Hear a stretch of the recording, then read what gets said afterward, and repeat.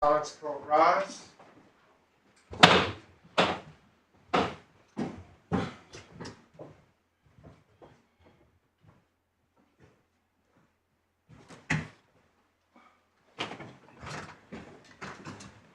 Appeal in the matter of Candey and Ltd and another.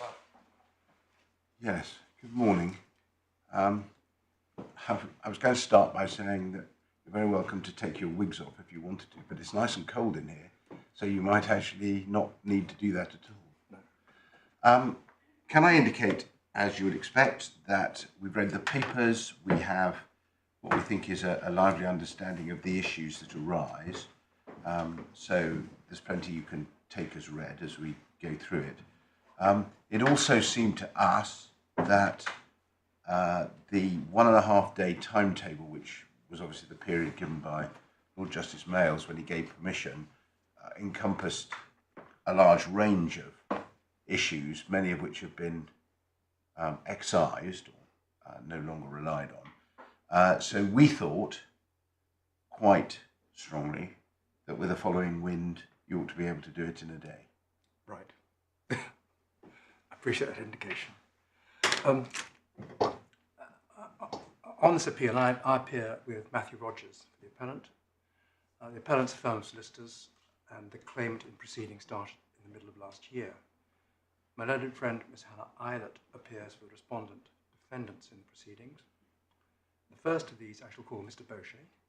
He has a son who features, and with no disrespect to Mr. Bosheh's son, I'll call him Mr. Suleiman, using his given name. The action, as you appreciate, concerns the appellant's engagement as solicitors in previous, now settled proceedings, in which the two respondents were defendants along with Mr. Suleiman. In the settled proceedings, Mr. Bosheh and Mr. Suleiman were the appellant's clients. Mr. Sulfiti had an extremely close connection with Mr. Bosheh, going back many years, and was very much involved with him and the appellant firm in the conduct of the settled proceedings. As you'll appreciate again, the appellant's engagement in relation to the settled proceedings was on a conditional fee agreement. Yeah. As matters stand, following the judgment under appeal, the appellant's action is now confined to one against Mr. Bosheh alone, seeking damages for breach of the CFA, the retainer. That's called the costs term claim. Correct. But I'll come back to that. There's a bit more to it when we get into the grounds of appeal. On this appeal, of course, the main question is whether the appellant can sue alternatively for the tort of deceit in relation to the making and continuation of the appellant's retainer. And this arises because the tort claim depends on the appellant being able to deploy communications passing between them and the two respondents in the course of the settled proceedings. And connected with that is a question whether Mr. Sulfiti is to continue as a defendant in the proceedings. So the scheme of my submissions is going to be as follows. I'll give some introduction to the grounds of appeal. Then I'll develop my arguments, first on the good faith contractual term, which we say should be implied into the retainer. Then on the privilege question, which is the solicitor-client communications. And that encompasses ground 1 and ground 5, which are those communications. Then I'll touch quite briefly on ground 7, which is the contention that the proceeding should be able to go forward with a claim in conspiracy and inducing breach of contract against Mr. Sulfiti. And finally, I'll deal briefly with ground 2, which I hope won't occupy the court for very long. The remainder, that's to say, grounds 6, 8, and 9, and 4 are no longer alive. So, you of course have read, and I'm sure studied up indeed, the judgment under appeal. That's in files, core bundle, file 7. And also you'll have seen why Lord Justice Mayles gave leave to appeal, permission to appeal on the 8th of April, which is in the core bundle at divider 14 But the starting point really to see what's in play is probably the order made by the judge cross-reference to the grounds, to the documents in the appeal bundle. So if the court has a tab 6 in the core bundle, divider page 88.1,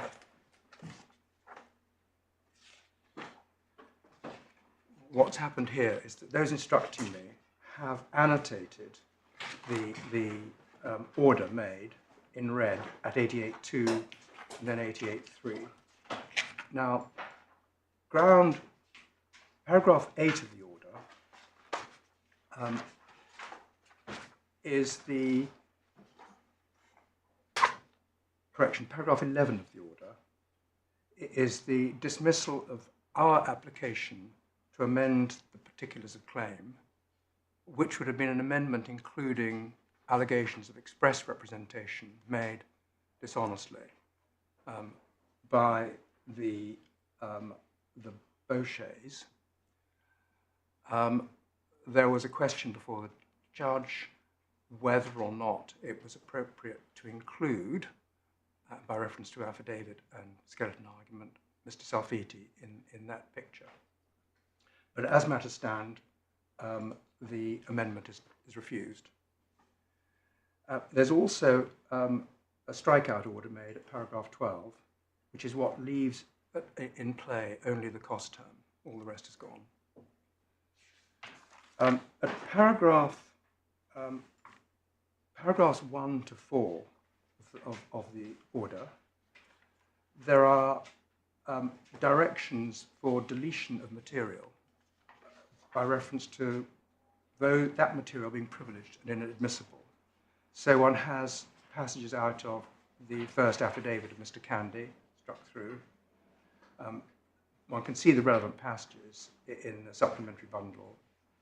There are exhibits which have been removed, and there is a further deletion at paragraph 3 of parts of Mr. Candey's second affidavit, and then finally part of the application seeking permission to amend is deleted. So that's paragraphs 1 to 4, all by reference to privilege. Paragraph 5 of the order deals with the RBS savings account, which features in ground 2 of our grounds of appeal. This was the banking information which arrived at those instructing me at my office, their offices, after the conclusion of the settled proceedings. And they were referred to and relied upon before the judge as being evidence of dishonesty on the part of the defendants. The judge has ruled that those are to go out altogether and forever.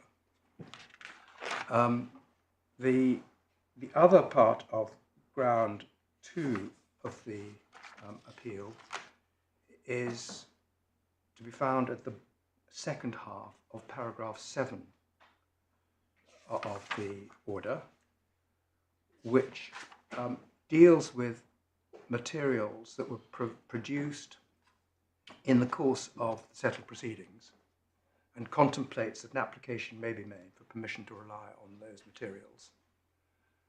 But they have gone for the moment. The point on this one is a very small point. One witness statement, which is actually referred to at the top of page 88.2, an affidavit, witness statement of Miss El Masri, was consented to. That's to say the use of it was consented to for the purpose of the proceedings. There's a curiosity about the order, paragraph 88.2, because it describes the consent as being prospective. In fact, it was not. It was just consent was given for the use. The consent form arrived on the second day of the hearing before the judge. And this, so far as that witness statement is concerned, our contention is that we're now free to use that by reason of the consent given.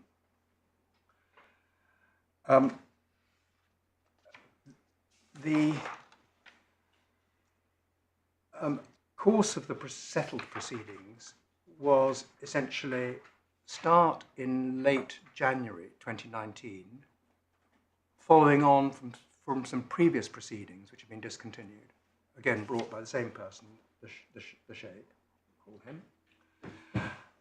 And they then were settled, I think, finally on the 25th of June, 2021, the settled proceedings.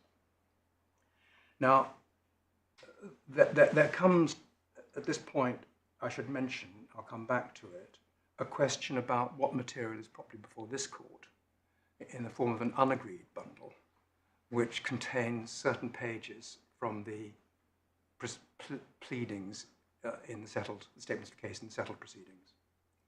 Again, I would hope that's not going to occupy this court very long. But the what there is, I think I'm right in saying, in the unagreed bundle, is the claim by Sheikh Mohammed. Correct. Or parts of it. Tab 2. The particulars of claim. It has been reduced, so the whole of the document is not there to try and confine what's most relevant. Right. But speaking for myself, I know it's in the unagreed bundle, but I found that helpful.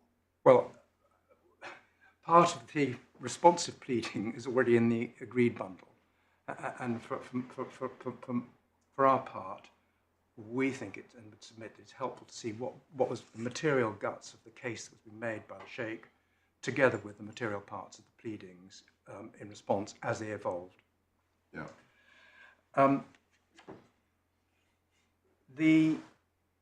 Again, one can extract this from plenty of places, including the pleadings in the Sheikh's case, and also in the settled proceedings, and also, I think, in the judgment, and in another judgment I shall draw attention to presently. Mr. Salfiti had been engaged for many years by the Sheikh as a lawyer. He's a solicitor. But over the period of many years, again, the Sheikh had had business dealings, seemingly with Mr. Bosheh, and indeed had either directly or by his companies taken significant loans, seemingly from Mr. Bosheh. By the late 2018, the amount outstanding under these loans was upwards of £3 million, said to be, and rising. Again, before the judge, the deputy judge in the present case, it was common ground that Mr. Bosheh and Mr. Salfiti were long-standing friends, and one can see that in Mr. Salfiti's evidence at paragraph 28, at page 116 of the supplemental bundle, and also in the defendant's defence in the present case in the core bundle at paragraph 3, page 134. It's also clear that Mr. Salfiti, I don't think there's any dispute about this, that Mr. Salfiti was very much party to the Bosheh's communications with the appellant firm about the conduct of the settled proceedings. And that was communications going in each direction. He also liaised very closely with the claimant and the Boshehs concerning the conduct of the proceedings. And that is again goes back to the retainer, and I'll show the court the retainer agreements, and right through to the conclusion in the settlement. Again, Mr. Salfiti's own witness statement of paragraph 29 deals with some of that, and the defence in the present case, paragraph 6, and then 27A. But an example is a supplemental bundle, tab 5, pages 45, 46, and 47.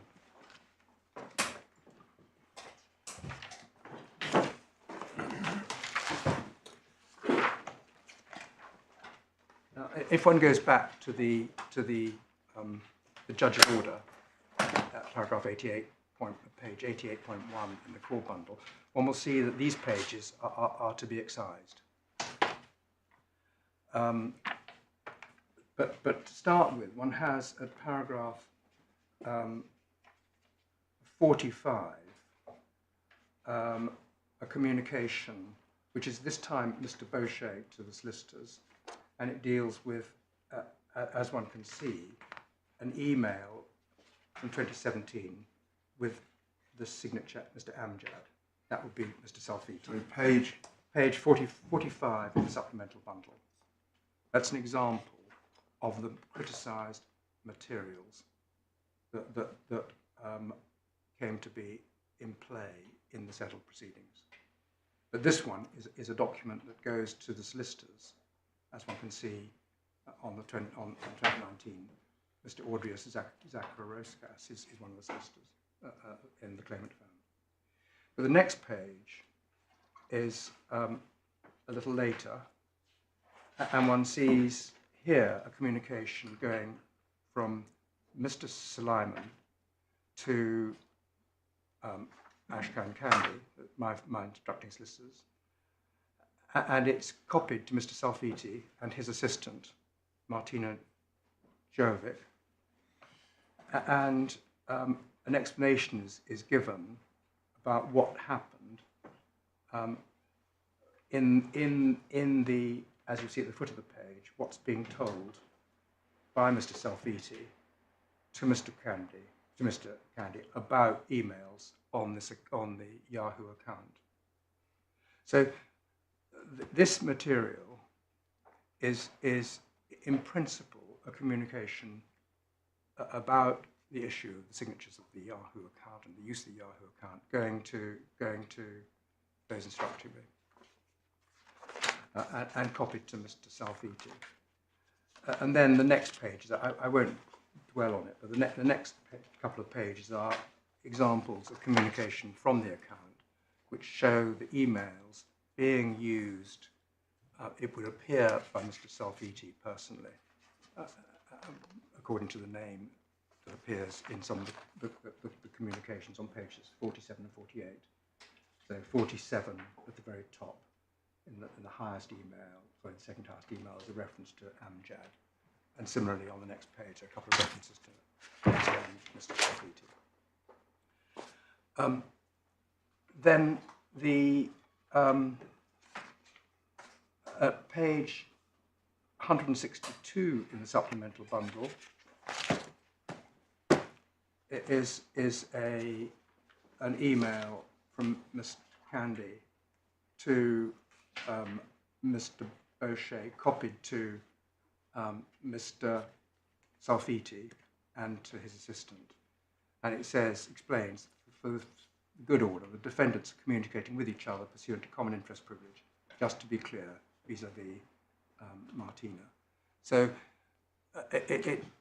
from the point of view of those instructing me, the appellants, they regarded there as being common privilege available. Sorry, can you help me? Who is Martina Jovic? Oh, she is. So we understand, Mr. Salfiti's assistant, and I believe she was a defendant in the settled proceedings. She's pleaded. Her capacity is there pleaded by the sheriff.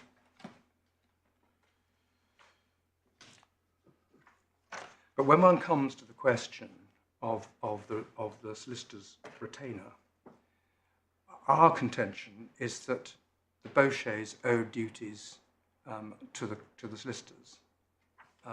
The stream wasn't only one way, the solicitors to the Boshehs under the retainer. And of course there's the cost term, the obligation to expressly and to pay money in certain circumstances. But we say it goes further than that. Well, we don't need to worry about the cost term, because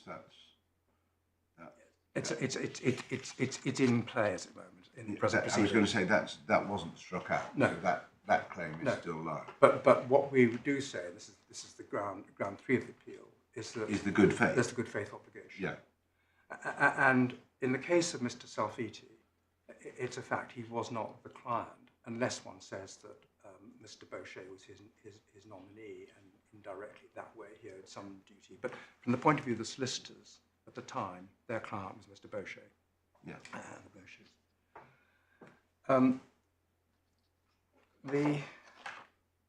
Then I'll come back to the retainer, because I'm going to have to show the court passages from the retainer agreement. But this case made in the settled proceedings, we suggest, was in essentials that Mr. Bosheh was Mr. Salfiti's nominee, and indeed on occasion his front, his cloak, the name was used by Mr. Salfiti to represent when he was using himself, but presenting himself as somebody else. And it was also the case made by the Sheikh that Mr. Salfiti was in breach of the fiduciary duties, which Mr. Salfiti owed to him and was secretly profiting from the loans being made seemingly by Mr. Bosheh. And in contrast, Mr. Bosheh, supported by Mr. Salfiti, denied the Sheikh's claims. So, and in all this affair, there were two main issues. There was the question whether the Yahoo account, which I've already showed in play at pages 45, 46, and 47 of the supplemental bundle, whether that actually was something to which Mr. Salfiti had access and which he used, and which on occasion he used to represent him, appear to be Mr. Bosheh, but while being himself, Mr. Salfiti. And the other issue concerned a bank account, an RBS bank account, which it was said by by the Sheikh was actually really Mr. Salfiti's, but seemingly Mr. Bosheh's. It was used by Mr. Salfiti. So you can see this in the pleaded case. In the unagreed bundle, particulars of claim are at page 27, tab 2, numbered at the top. I'm very sorry to interrupt, my lords, but perhaps this would be a convenient point to deal with the question whether the unagreed bundle should be used in these proceedings. Or in the unagreed? The unagreed. Yeah, well, I mean, rather than save time, can we just look at them, and then if there's a point that arises, you can take it? I mean, I'd rather get on with the meat yes, and drink rather than you know, the peripheral stuff. My lords, yes. In relation to the unagreed bundle, perhaps I would just assist if I said that the respondent's position is that it's not necessary for the claim as it is plotted in the grounds of appeal, and indeed in the particulars of claim and the proposed amended particulars of claim, for the court to be looking at the pages that the appellant seeks to draw. Yes. Well, I understand that, but it's quite useful for the court to have it, at least by way of background, which is what prompted me to say what I said earlier, that simply to get an idea of what the Sheikh's claim was. My lords, if my lords want to proceed on the basis that you look at your lordships, look at the pages now, and I can make points later on. Okay. Well, let's do that. I think it's quicker. Yeah.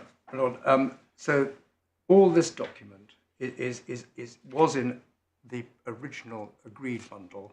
It was excised because the agreed bundle exceeded 350 pages, and we went back to the drawing board. Yeah. And this was not agreed to go in. So at the bottom right-hand side, one will see a red box over the number 287A. Yeah. That it denotes that this was one of the pages was unagreed. When one looks at some of these other parts of the unagreed bundle, the pagination there is clear, and that's all ready to be found in the agreed bundle. Yeah. On this document, one can see the reference to Martina Jovovic, defendant number 3. The claimant, the document proceeds by introducing the parties, so that paragraph 3, one sees what is said about Mr. Salfiti and his engagement and his duties at paragraph 4 over the leaf. Then one gets reference to Mr. Bosheh at the bottom of the page, 287C, paragraph 6. An individual who runs a small business in Ramallah, Palestine, is understood to have only rudimentary level of English, which is relevant in circumstances where extensive correspondence in English is alleged to have been drafted by him. By his affidavit in a previous claim, he claims to have sole or joint interest in property in England, the value of 2.64 million plus property held on trust, with benefit to the value of 3.12 million plus cash in an account with the RBS in his name, with the relevant account numbers given, and that's the disputed RBS account. Then one has a reference to Having said its background, why are we going through this in such detail? well, I wanted to try and show where paragraphs 10 and 11 fit in, because the case that was being made by the Sheikh appears critically in paragraph 11, 12, and then sees a reference to the Yahoo account at paragraph 111, page 287G, and then one also has materially paragraphs 114 and 115 at pages 287 and 280G and H, which are actually they're pleaded to in the supplemental bundle. So this is the allegation that's going to be pleaded to in the supplemental bundle agreed.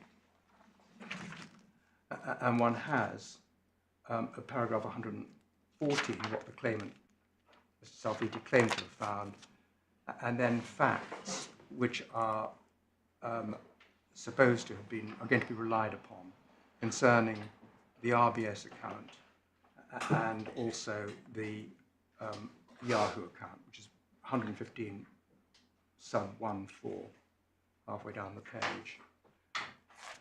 And then one gets the causes of action. The other thing that's relevant to see on this page, on this document, is the month. It's signed off on the 21st of January 2019. So that gives you the date when the settled proceedings started. The response to this claim is in the documents from the first defendant at page 3 in the unagreed bundle, page 170 in the supplemental bundle. One sees the page number at the bottom right. So that tells you that document's in the supplemental bundle as well.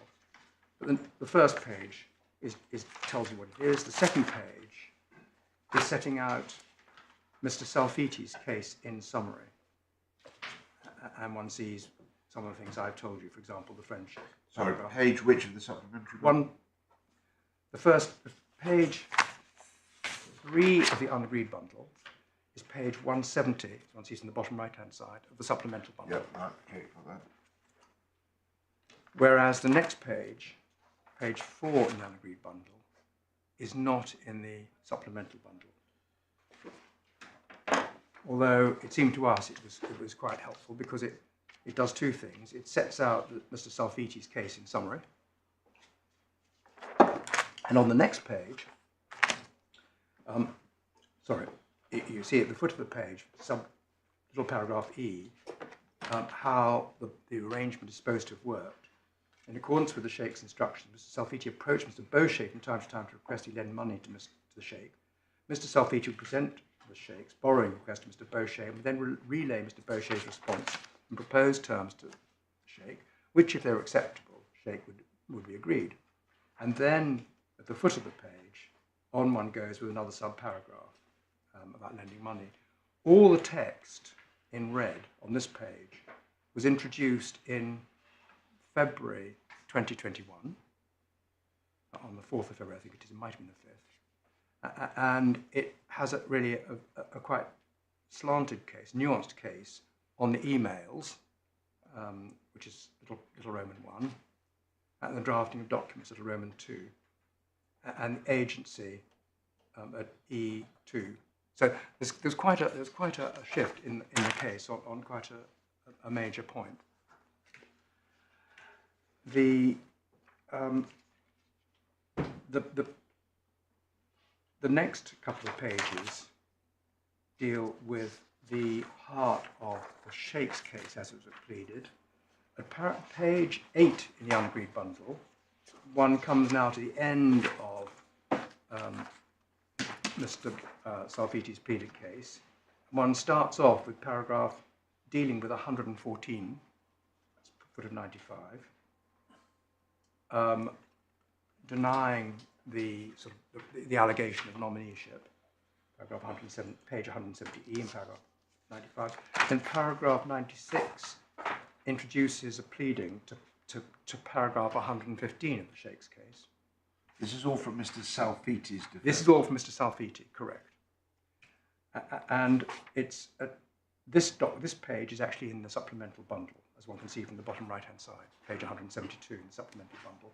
But it deals with Mr. Salfiti. It pleads to the Sheikh's claim, paragraph 115, and deals with the drafting of emails, for example, in paragraph 97A, dealing with parts of the allegations made in that paragraph 150. And then subparagraph D at the foot of the page, one has reference to the Yahoo account and how it's being used. One can see at page 174 that this document is served on behalf of Mr. Salfiti on the 4th of February 2021. The next document at page 12 in the unagreed bundle is the re-amended defence and counterclaim of the second defendant. That's to say Mr. Salfiti and Mr. Bosheh and Mr. Suleiman. This page 12 of the unagreed bundle. Is actually also page 175 of the supplemental bundle.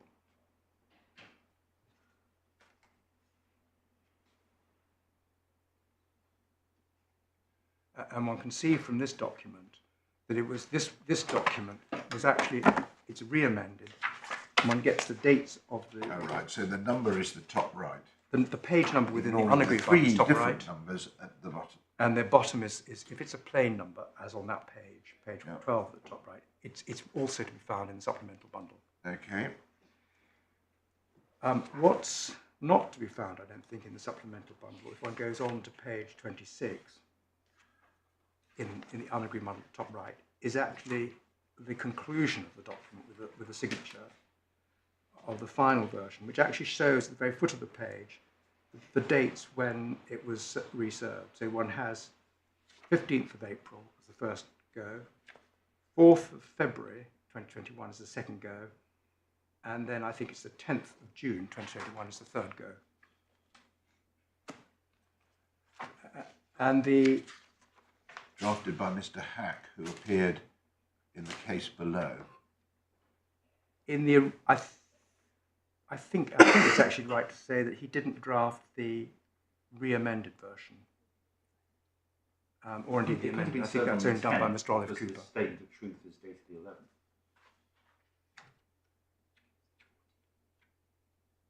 Must be the 14th. The 14th. I'm grateful. Thank you, my lord. I misread that. I was assuming the underlying text. Yeah. But one gets the some dates in the truth statement as well. Yeah, from my understanding, is there some great significance to these dates? Well, the date that most matters is the first of those two, the amendment date, which coincides with Mr. Salfiti's date. So one can see that both defendants, both Bosheh's and Mr. Salfiti amended their defences at the beginning of February 2021. What's the significance of Well, that? it's suggestive of their, unsurprisingly perhaps, being cooperating in the defence of the... Your clients would know because they drafted the defence. In well, our cases, they did, yes. That's our case, is that Mr. Salfiti and the Boshehs cooperated very closely in the defence of the proceedings. Well, so much so that your managing partner sent an email pointing out that they were acting with common interest privilege. Correct. Communication. So everyone knew that. Correct. Absolutely.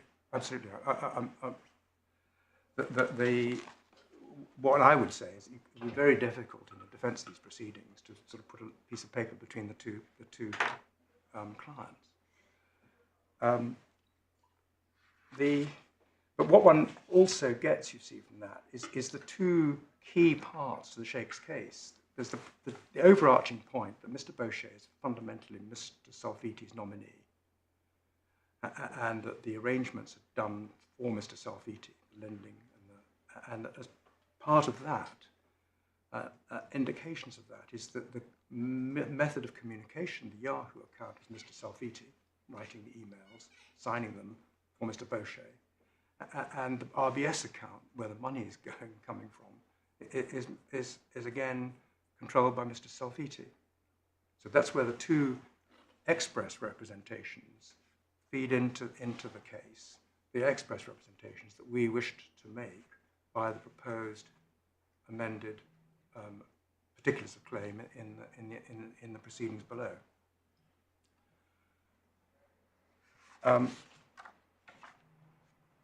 The retainer, I promised, I threatened, I don't know. Anyhow, I said I would take the court to the retainer agreement. This is to be found at divider 13 within the supplemental, within the core bundle. In the rather tiresome way it works backwards from page 160.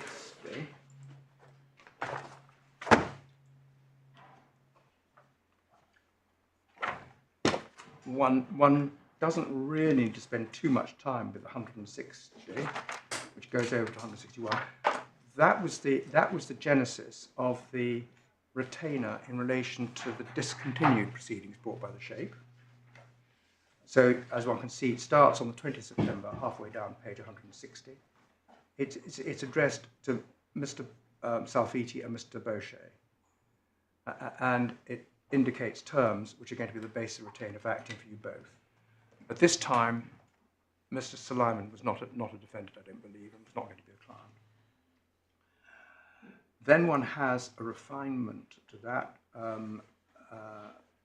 in the course of the previous proceedings at the top of the page, again to both Mr. Bosheh and Mr. Salfiti.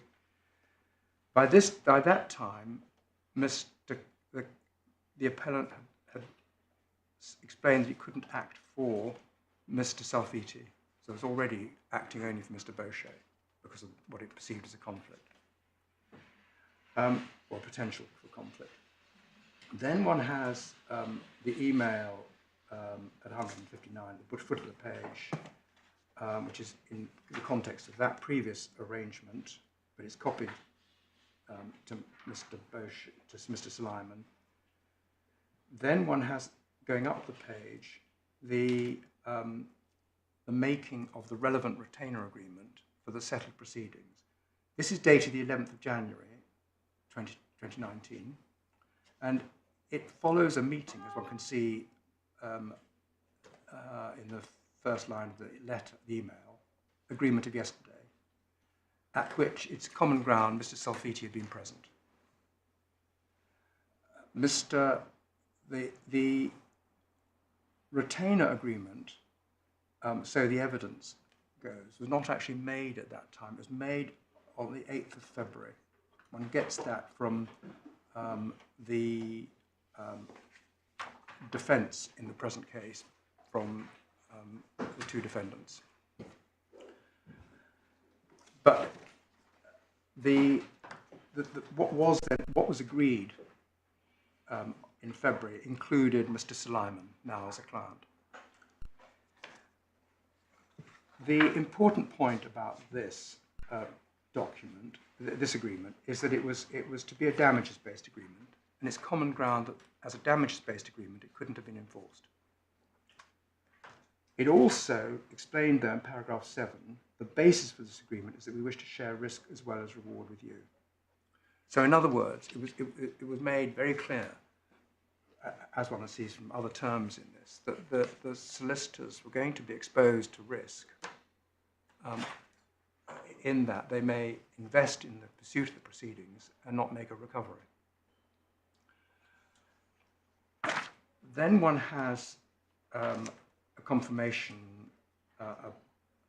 and an adjustment to that agreement over the following page 158, which again involved Mr. Salfiti. Before one gets to page 157, where the email now revised that agreement so it became a CFA, explaining the agreement might not be enforceable, wish to vary the terms to take effect retrospectively in the commencement of proceedings and replace the agreement. And it explains the terms, which include what has been considered called the cost term, which is the second paragraph on page 158. You will always seek to recover costs by order or agreement.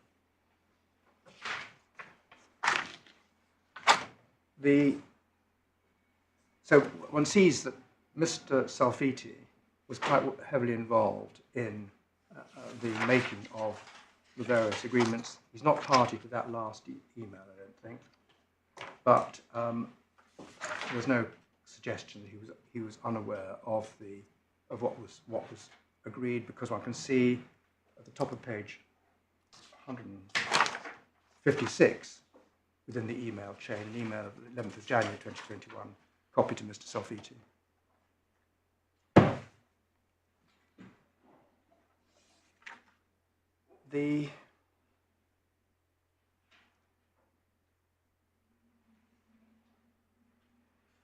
What we say is that the agreement that was made on the 10th of November 2020, following on and varying what had gone before, what was brief and informal, but it included, relevantly, a duty of good faith on the part of the defendants, sorry, on the part of the Boshehs. Well, I understand why you say it's brief. Why do you say it's informal? Well, sorry,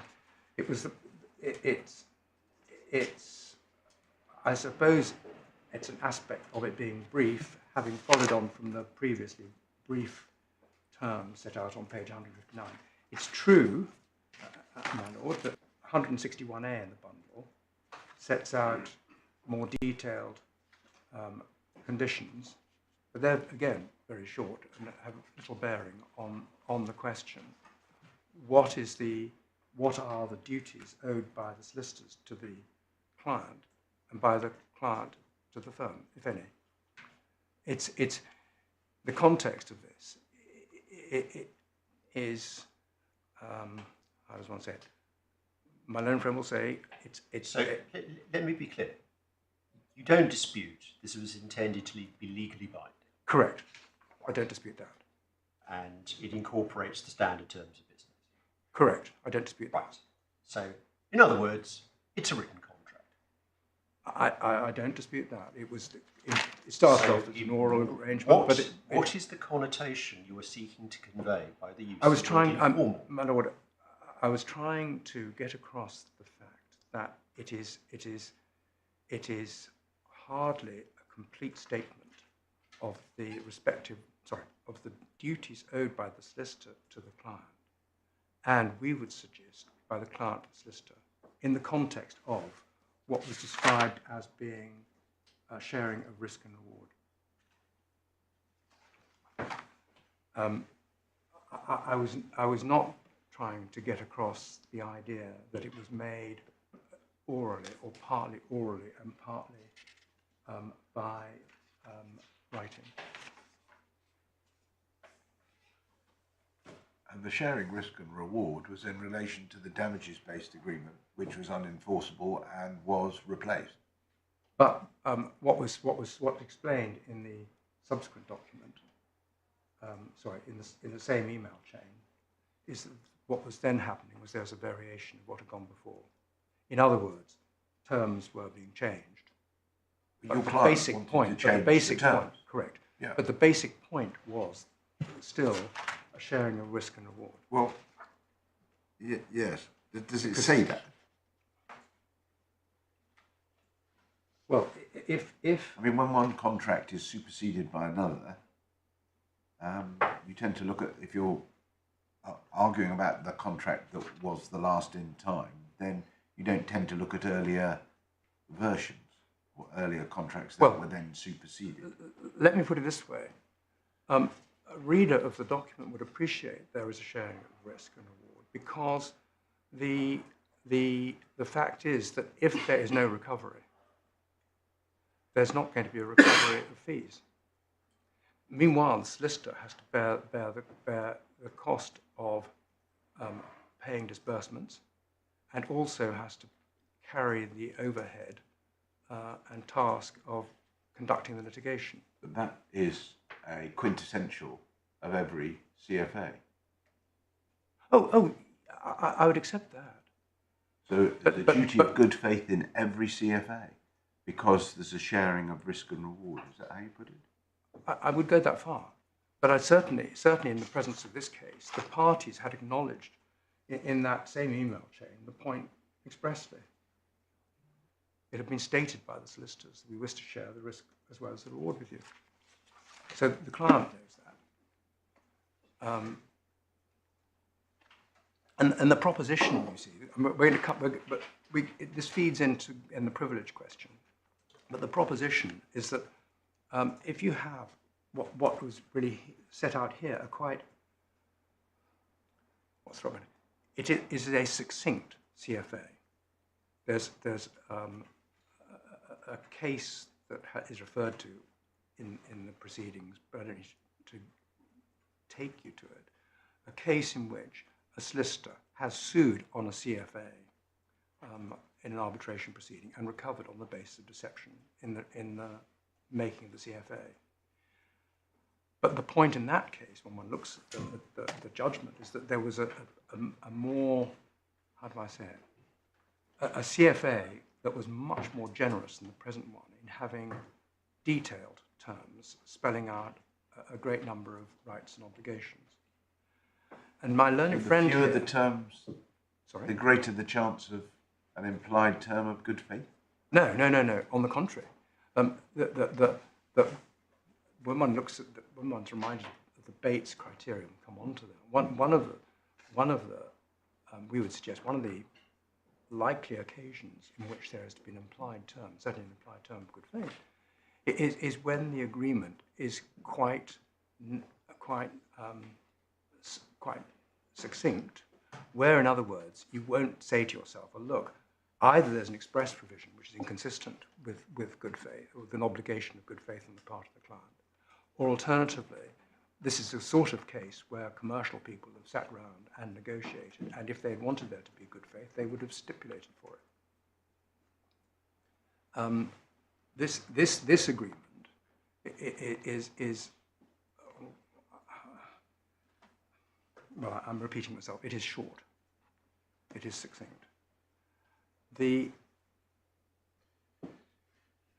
My learned friend will explain, will makes the submission when it comes to privilege that it would be possible in a CFA for parties to stipulate for the ability of the solicitor to sue the client for breach of, for example, being candid, for failing to be truthful with the client or accurate, and in the process to waive privilege as to communications between the solicitor and the client.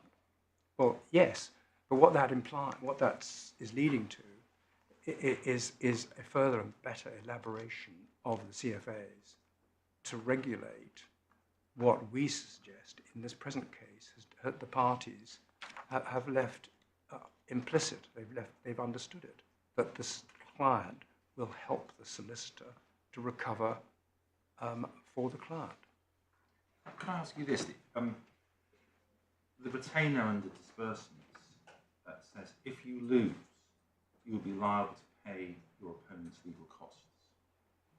So there the parties are contemplating that the claimants in the settled proceedings would win. Might win. They're contemplating that as a possibility. Yes, exactly. And that would entail that they established that the matters alleged in the particulars of claim were true. Or some of them, yes. Or some of them. So both of you, both in particularly Candey, entered into this agreement on the understanding that their clients may not be telling the truth. Well, That's the situation in which they would lose. well, but the starting point is that you will accept that your client may lose, but that you don't accept that the client loses because the client has lied to you.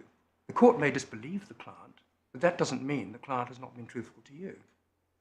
Forgive me, but isn't it where there's allegations of fraud against your clients, and that is what is sought to be proved, and your client saying no, that's right, we weren't fraudulent. If they lose, that is because the other side have proved that they were fraudulent. So it seems to me that it's inherent in this agreement that you accept that at the end of the day it may be established that they were fraudulent and therefore they lied to you when they gave you instructions. Because you couldn't possibly defend them if they had admitted that they were fraudsters, could you? Well, you could defend them if they admitted that some of the allegations... No, if they admitted to you privately that they committed the fraud but instructed you to deny it in the proceedings, you couldn't do that. Correct. What you are told, my lawyer is right, that what the solicitor is told, the solicitor can't contradict for the court.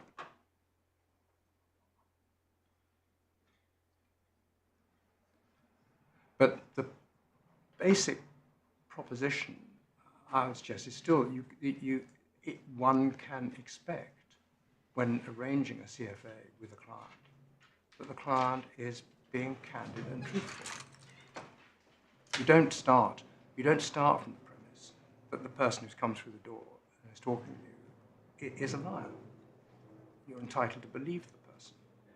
Now, while acknowledging that litigation is risky, it doesn't follow that you should be assuming that the person who's in front of you is telling a falsehood and trying to mislead you. Can I ask you one other question whilst we're looking at the document? The top of all that chain, page 156. Correct. You were asked a question by Solomon. Please advise what will happen in the event of an out-of-court settlement on a drop-hands basis.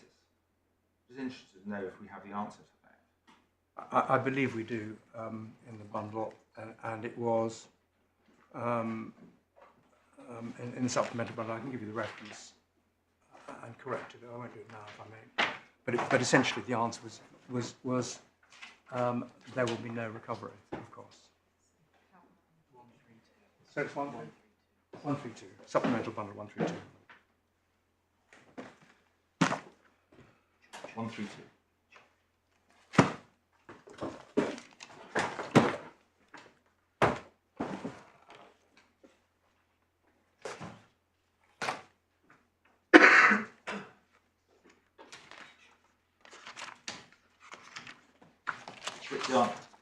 We'll give you that comfort, but the moment after you've settled on that basis, we'll sue you because you lied to us.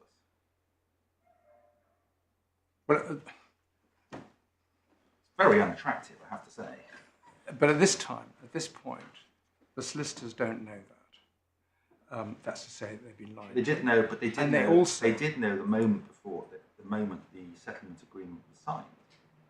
That's when they understood they'd been lied to. Correct. Well, before that, wasn't it?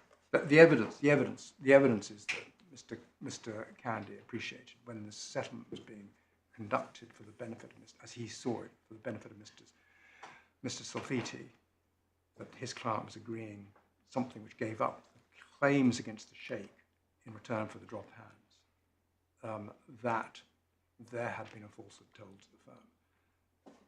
At this point, my lord is absolutely right. That is the answer given to the question. And that's a continuing comfort, isn't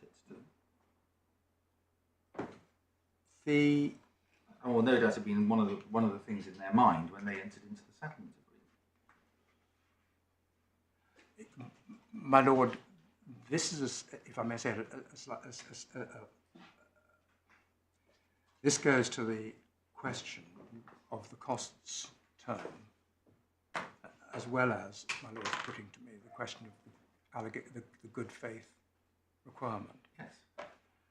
As to the good faith requirement, we still submit and can do that at the time this email is being sent, the solicitor believes and is entitled to believe that his client is truthful. The client has been candid and honest with him. As to the comfort, it's a fact that if there were a bona fide drop hands, there would be no fees recoverable. That's the answer to the question. well, no fees recoverable through contract, but there will be fees recoverable by virtue of a claim for damages. But that's if they have one. Sorry, that's assuming the firm is saying to himself, right, if we settle, if this is settled, we're going to turn around and sue the client because the client's been dishonest. But that's not what, there's no evidence that that was thought or suspected on the part of the firm. No, they plainly understood and expected it before the settlement was signed. Sorry, expected that there could be a settlement? Well, as I understand it, your client served proceedings drafted by leading counsel within hours of the settlement agreement. So they must have been drafted beforehand. Correct, but that doesn't follow that it was drafted weeks before that. So weeks before. Pardon? At the moment, the settlement was the 25th of June. Clients executed the settlement agreement. You must already have known that you were then going to sue them. What I can't tell you, my lord, is when that time started. What I can tell you is that the settlement negotiations started on about the 14th of June, and they got active from about the 16th or 17th of June till the 25th of June. I'm not sure what the difficulty is here. It's a very simple timing question. There was a date when this settlement agreement was correct. Signed, 25th of June. Correct. Prior to the parties putting their signature on that settlement agreement, your client, Candey's, had already determined that as and when that settlement agreement was signed, they would sue. Correct. That's what I'm asking. Well, which means that the comfort but I can't given them in the 31st of March 2021 email was, at that point, nugatory. Why didn't you tell them? Why didn't you tell them in advance that that comfort no longer applied? In the course of the correspondence around settlement, my lord, Candey protested vehemently to the client.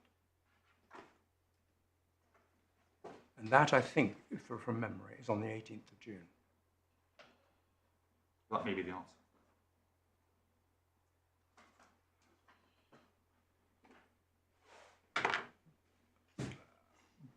They said to them, did they, that in fact we will come after you for the fees?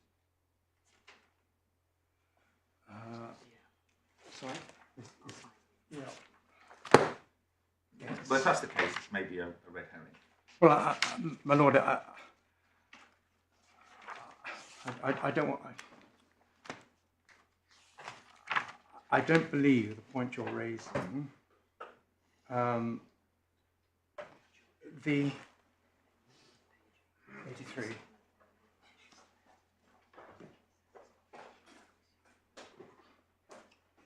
That's the 21st June. Lord, I can show you the correspondence if you wish, but it's to be found at 80 through 82, really, in the core bundle, with emails of 18th of June and a little later.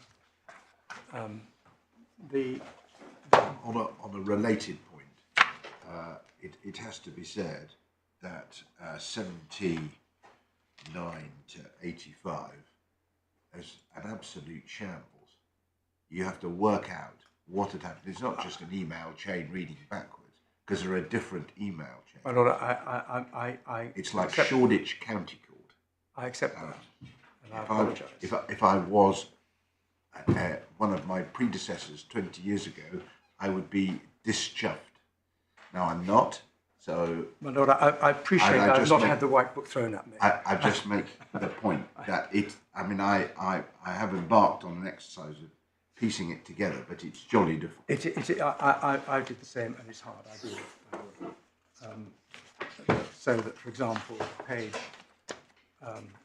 Because when we had replacement pages, I thought, oh great, somebody sat down and actually sequenced them through, but in fact they're just blown up. They're blown up, so they're readable. Yeah. Anyway, there it is. I apologise, my lord. No, it's not your fault, but since this stuff actually lies at the heart of this case, these exchanges between the 14th and the 25th of June, it is a bit surprising that somebody hasn't sat down and just cut and pasted them into into a proper sequential. In fact, for the judge, it would have been an advantage as well. Yes. Well, anyway, there it is. So you don't want to refer to this at the moment? The pages, the relevant pages, were at 80, where we have an email at the second one up from Mr. Candey, and then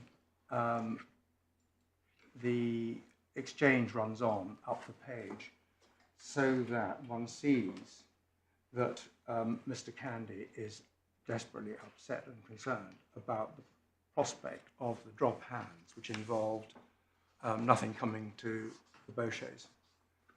There's also, my learned junior... No, Mr. Bonkers, with great respect. Nothing coming to Candey.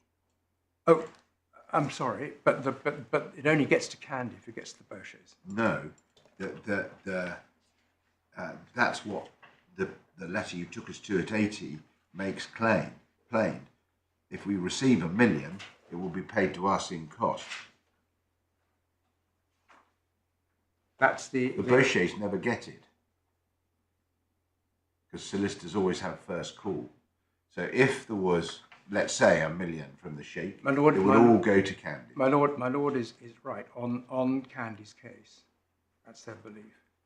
There's a question about that on the terms of the cost term, which might have meant that the Boshehs would get something.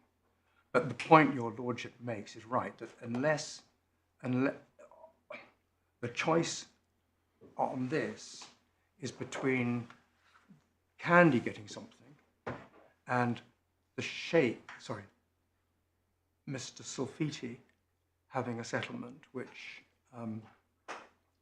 well, forget Mr. Sulfiti. Just as far as the Boshehs are concerned, a drop hands, they're not liable to the Sheikh, and they wouldn't be liable to Candey's. So they're both nil, as it were. On the proposal from the Sheikh originally obtained by Mr. Candey, again, the Boshehs don't pay the Sheikh any costs, but they also, any money that they recovered from the Sheikh would go to their costs. I think there's a limit to the amount of money that would have, the amount that would have gone to Candey out of the proceeds for the Boshehs. The example given in that description there is talking about £1 million, I think. Well, that's because, as he himself made plain in his confirmatory letter to the other side, that it was capped at $1 million. Correct, and there's an issue about whether or not the cap could be removed. Well, all of this material is on the basis of £1 million cap, and the advice that Mr. Candey was giving his clients was on the basis of £1 million cap. But with a possibility of going back and being stated to go back. That may be a possibility, but correct. The proposal is £1 million cap, correct. As he confirms to the other side. Correct. And as he says, if we receive $1 million, it will be paid to us in costs.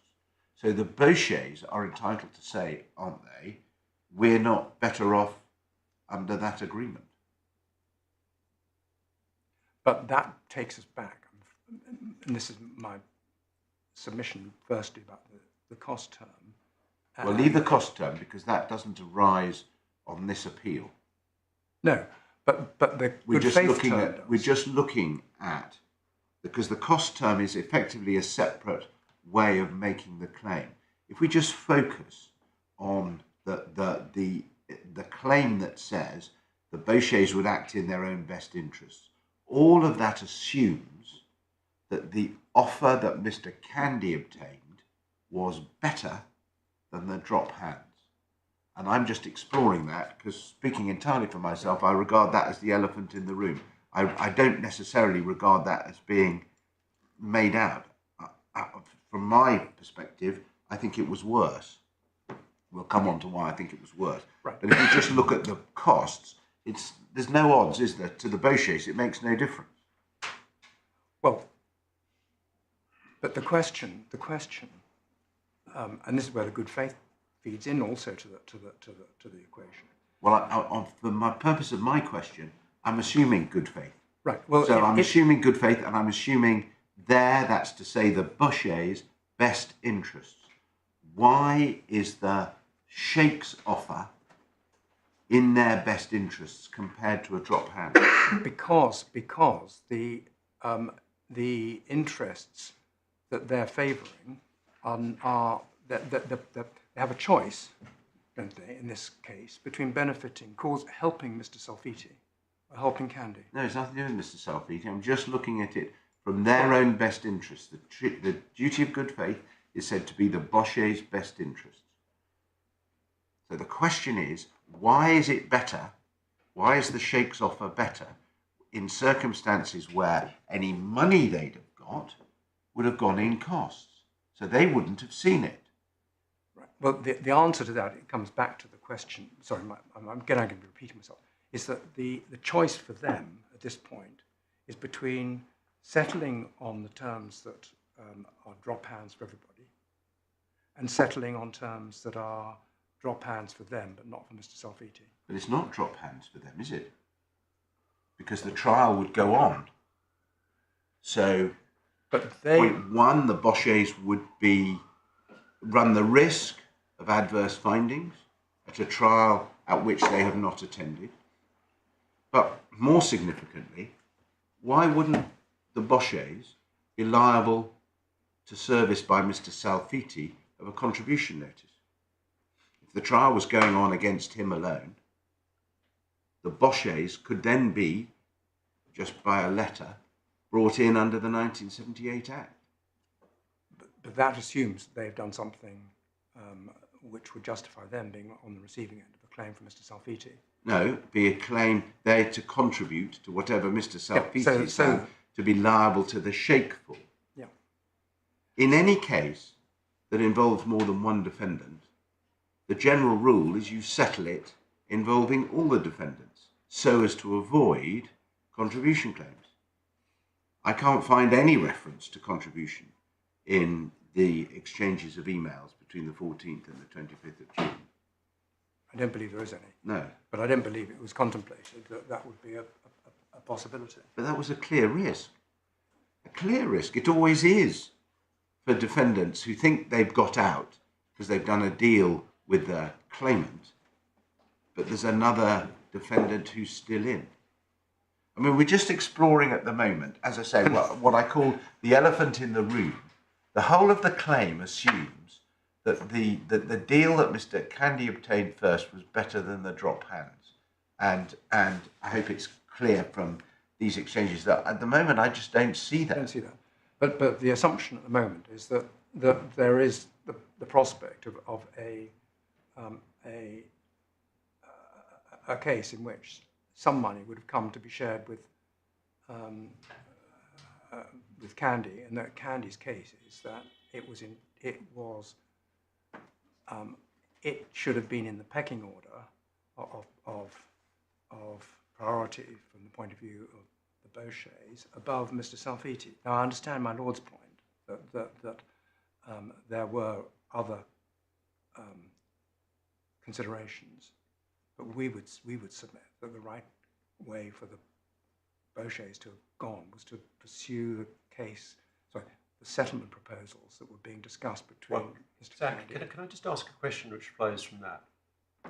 Is it accepted by your client that it would have no claim if, in the counterfactual world, the Bosheh's had accepted the Sheikh Mohammed offer that Mr. Candey had negotiated?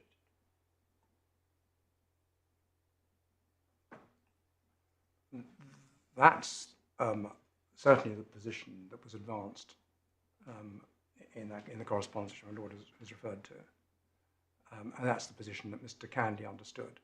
It's not quite an answer to my question with respect.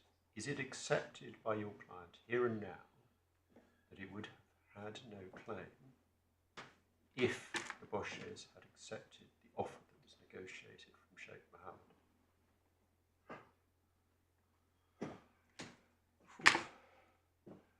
Lord, I don't know the answer to that question. May I take instructions on it? Certainly. And I'll come back to that after the adjournment.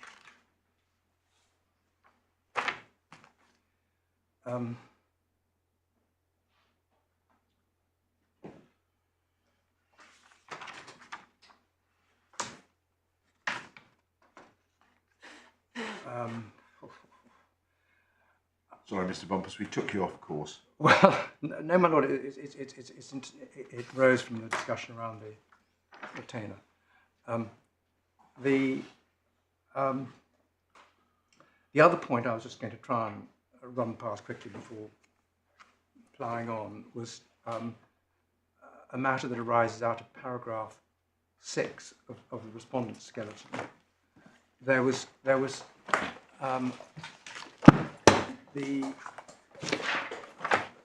as I understand it, for the purposes of the present appeal, it's accepted that what was said by the judge at paragraph 44 of the judgment concerning the assumption that she was proceeding on for the purposes of her decision, namely that the misrepresentations were made dishonestly, the misrepresentations about the Yahoo account and the bank account. And my understanding was that was the premise on which this appeal was proceeding. There's a point there at paragraph 6 of my learned friend skeleton, which is the judgment of His Honour Judge Dyte in Cedo, which was before the learned judge and features in the learned judge's judgment.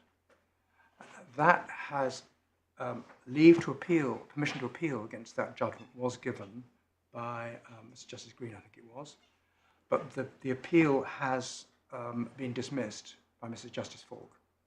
Yeah, we've got that in there. And her judgment is the back of the Bible. Yeah. So I suspect that that's now dead, beside the point. It's that Judge Dyte's judgment stands, and Mrs. Justice Falk's judgment contains other matters of a similar character.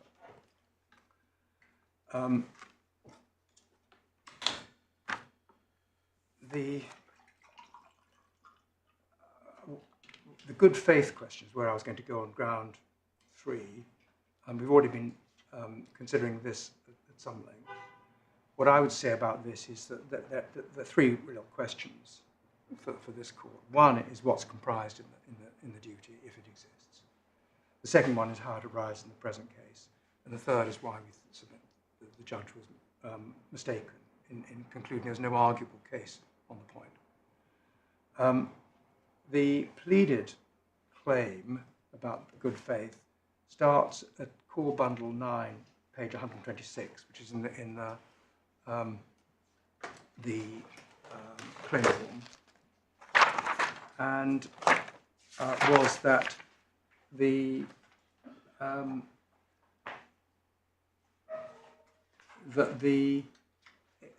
presented as a representation, or also as a term, that the Boshehs would act in good faith and or in their best interests, both the interests of the third party. That was how it pleaded, set out there. It's developed in paragraphs 4 and 5 of the particulars of claim, which is on page 129. And then at paragraph 5 of the proposed amended pleading, which is at tab 12, page 148, there was to be a paragraph 5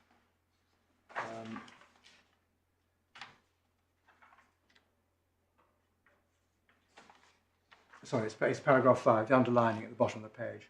Implied term, the first defendant would cooperate and give a full account of the case and not deliberately mislead the claimant. What we say about this is that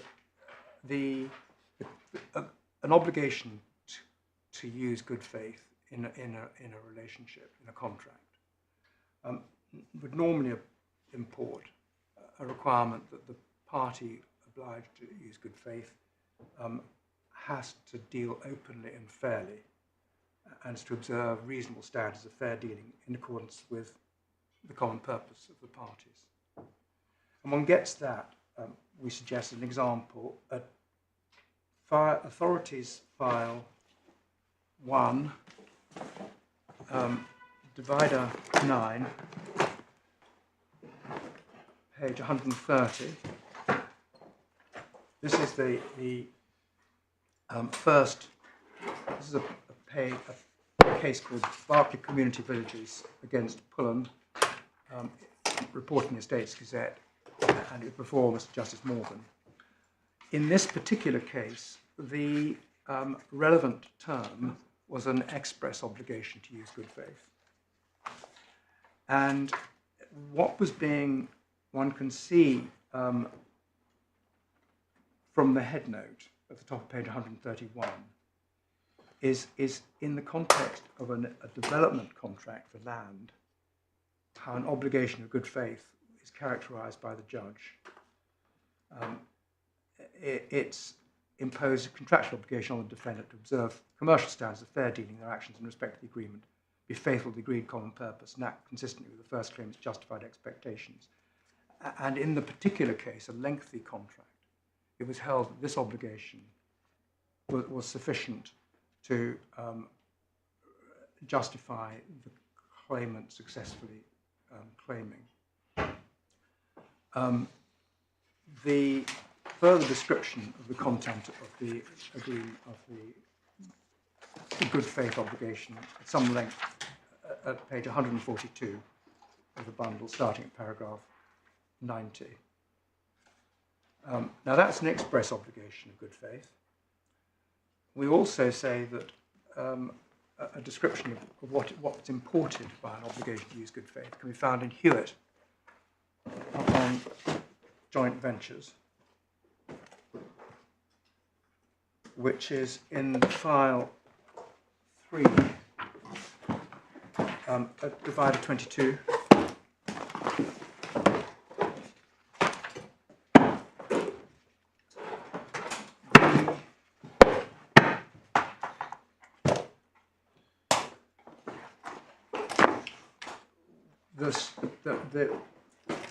The discussion begins at page 838 and picks up what is, we suggest, a developing area of law. Summarised at paragraph 1110, recent developments.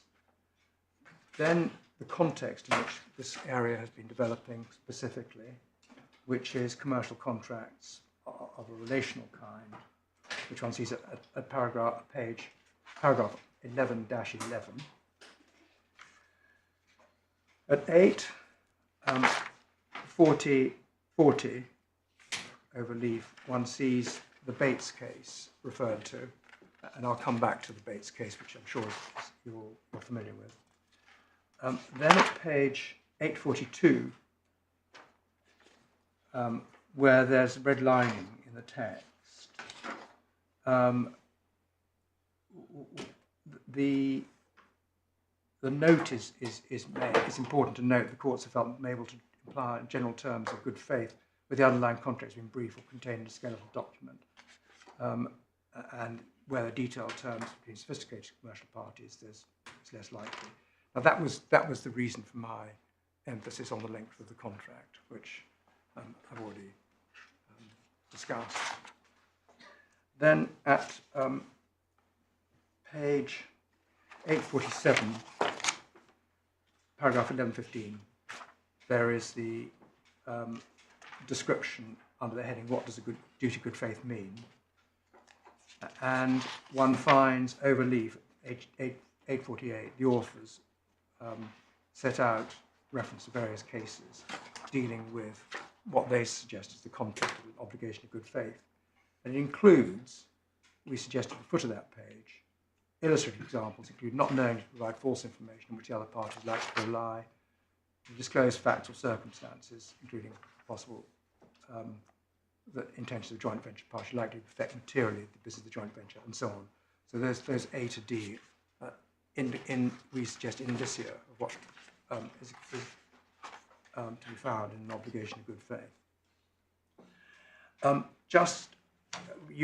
going to show the court the case of Lord Justice Leggett of Al Nahayan, but that case at one point is complimentary of the editors of this particular work.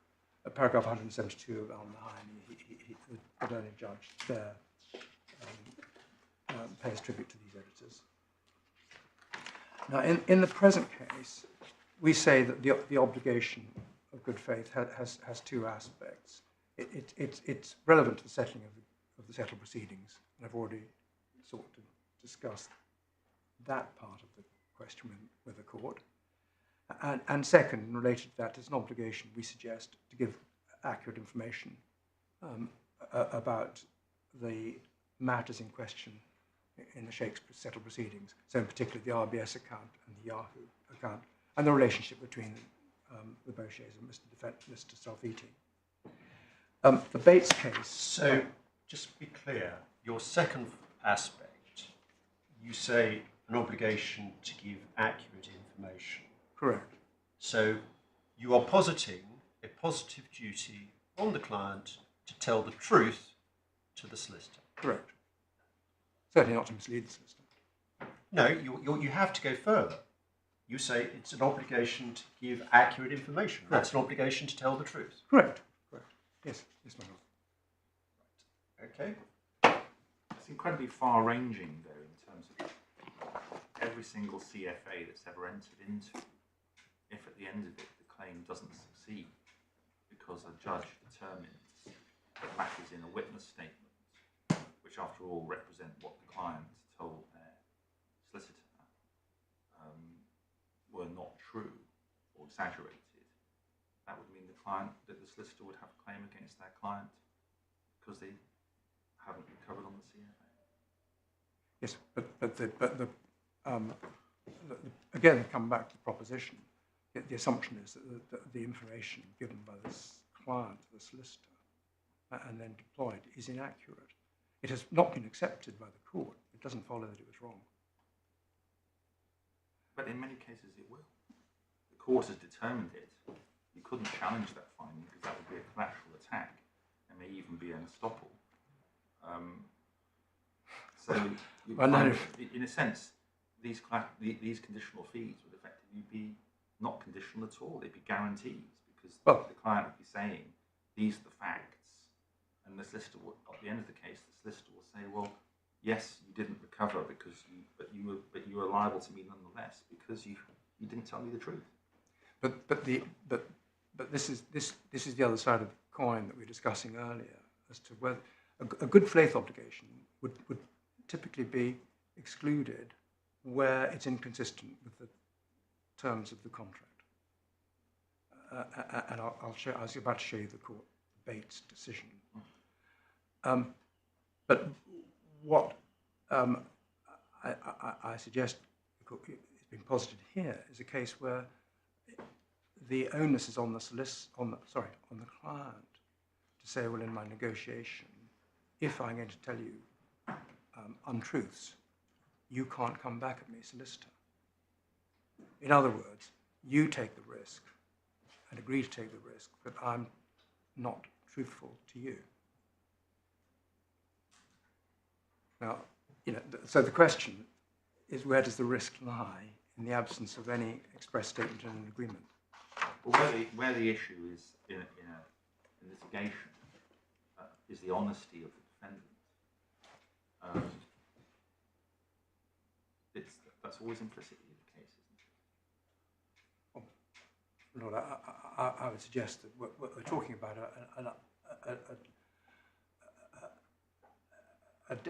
a novel situation. CFAs are comparatively new since, I think it's 1993 in their first iteration.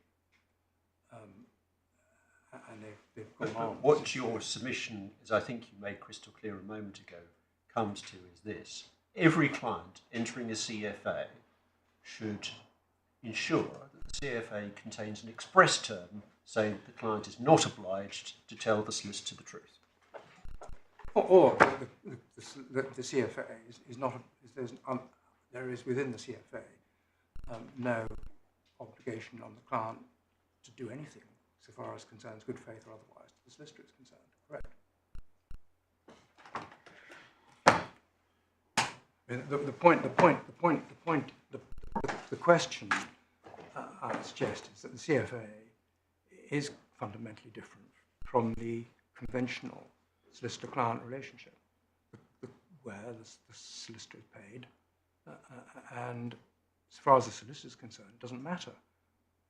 The solicitor's object is only to serve the client's interest.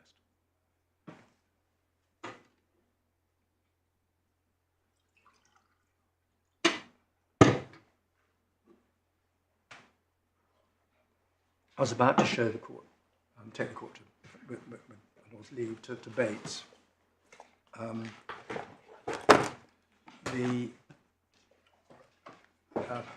Which tab is that, please? That's file 4. I'm afraid at the moment it encompasses the whole of file 4.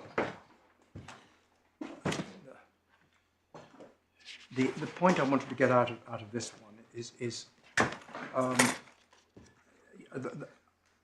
I mean, the court, I'm sure, will know the context of this particular decision.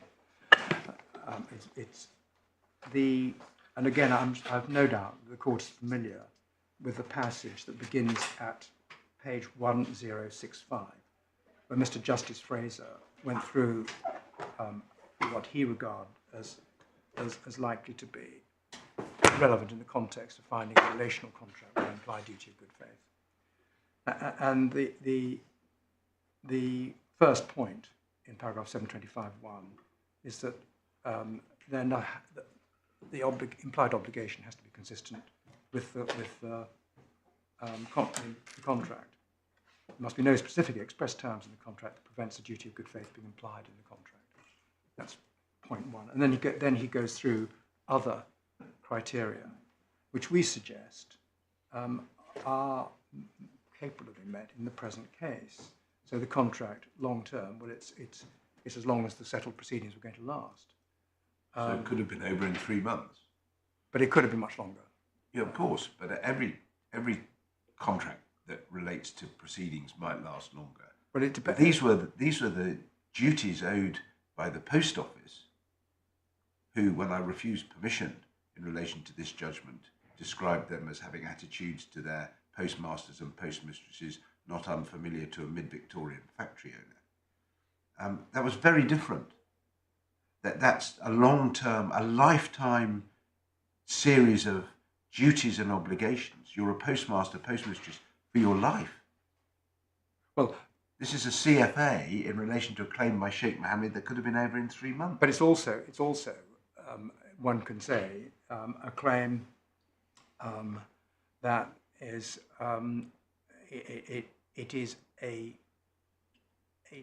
it's directed at a joint venture.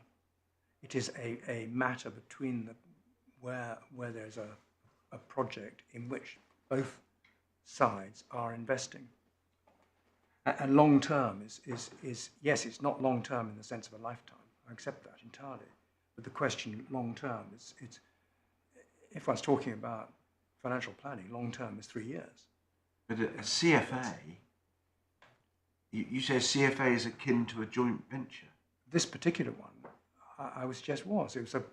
There was a proceeding in which the Sheikh was pursuing Mr. Bosheh. Mr. Bosheh was going to pursue the Sheikh for the loans, the value of several £1 million, £5 million I think it was by the time. Sorry, £3 million in 2018, rising. But this was to be a joint venture between the solicitor the two Boshehs and Candey. And they have an interest along with the client. But do they have the same interest? Well, they both have the same interest in the pursuit being successful. And a common interest. But this pursuit is going to be successful.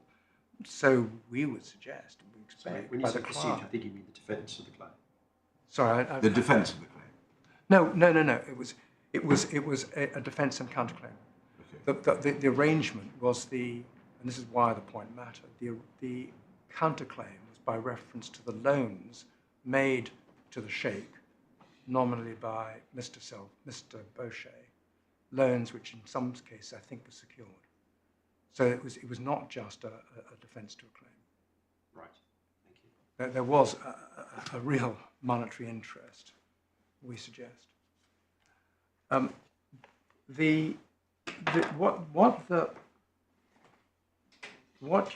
example of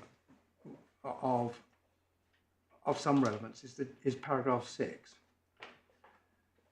The learned judge in the present case made the point and put a lot of weight on the fact that unquestionably, as solicitors, Candey owed duties to the client that were fiduciary duties.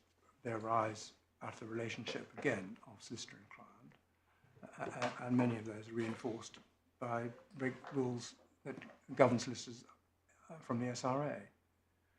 But it doesn't follow from that the lay client has no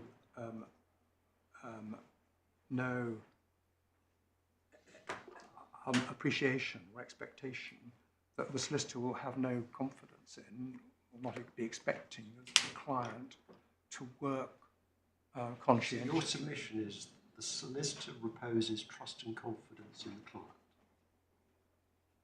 In the context of the CFA, the solicitor is relying on the client to help progress the case, relying on the client to be candid with. So the solicitor acting on behalf of a client who's accused of fraud, that solicitor reposes trust and confidence in that client. In the relationship between the solicitor and the client, correct.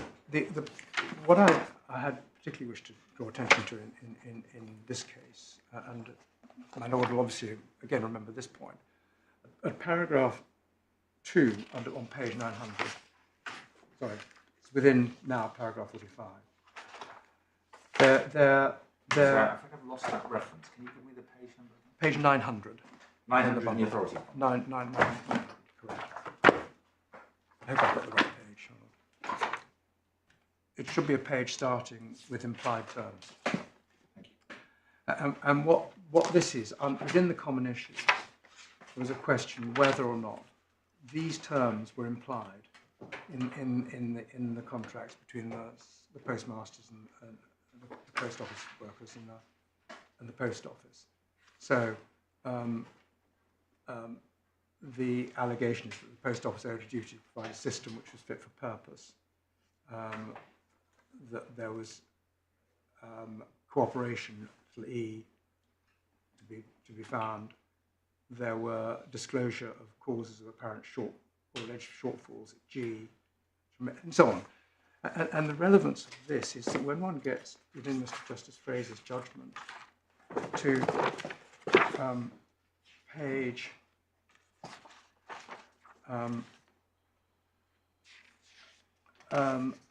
1069, paragraph 746, is the learned judge's conclusion as regards those implied terms.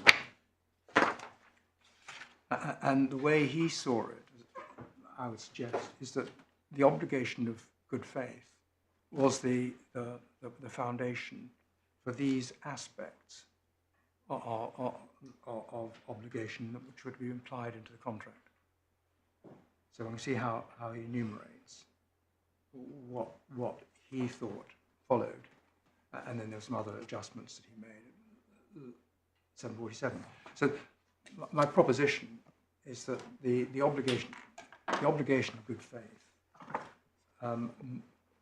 in requiring the party owing the obligation to act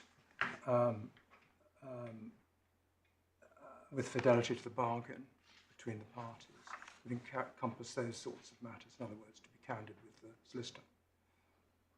The thing that troubles me about this is that in day-to-day dealings with solicitors, the way that conditional fee agreements are sold to the public is that basically you get the services of your solicitor, but the great thing is you only pay if you win. You don't pay otherwise.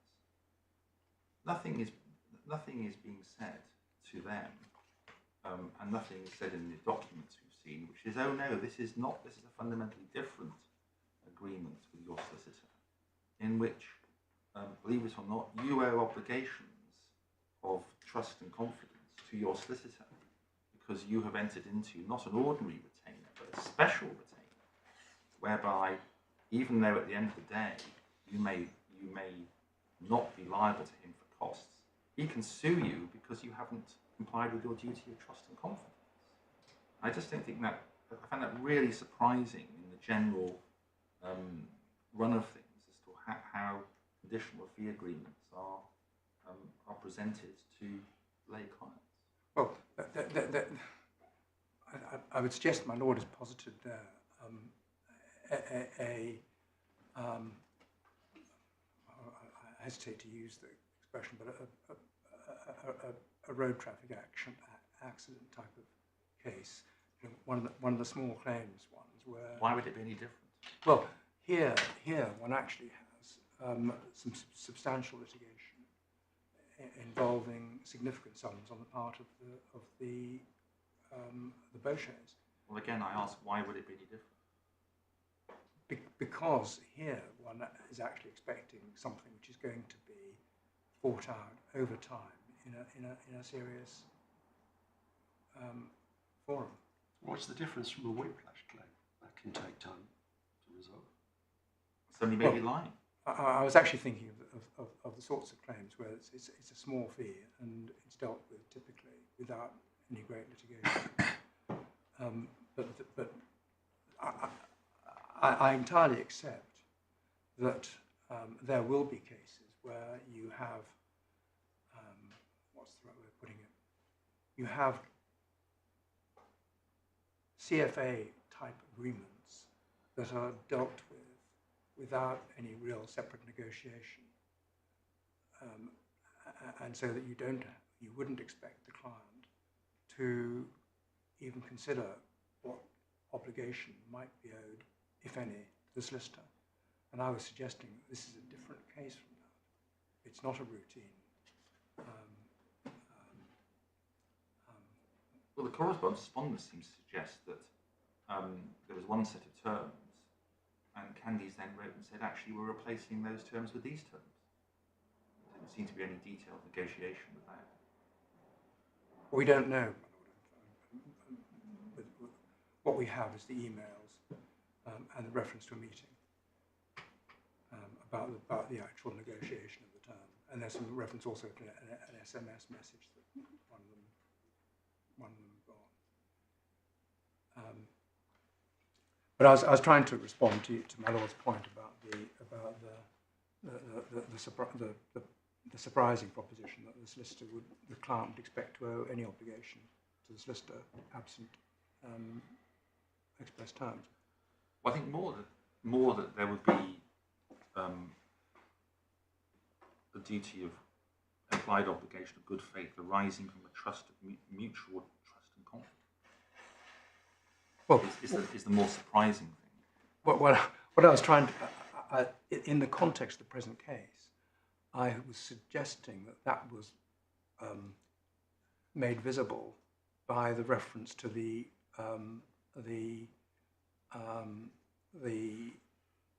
interest that the term has been told to be replaced. That's to say, we wish to share the risk as well as the reward with you. The acknowledgement that it's not a one-way street. It's not only the solicitor, who has obligations. That's inherent in any CFA. Well, I understand my lord's point, but it was here. It's stated. It was stated. So there's more to it.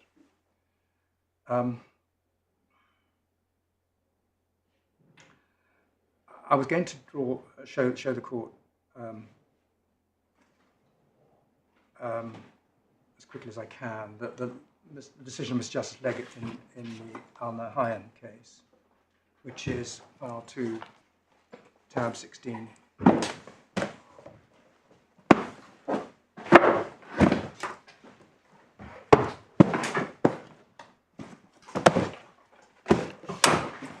Page 362.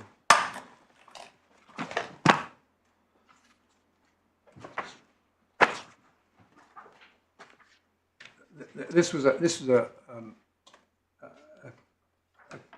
case which involved essentially a compromise which had been made with Mr. Kent by the Sheikh, and the question was whether or not the compromise was enforceable and in what the consequences were of this compromise.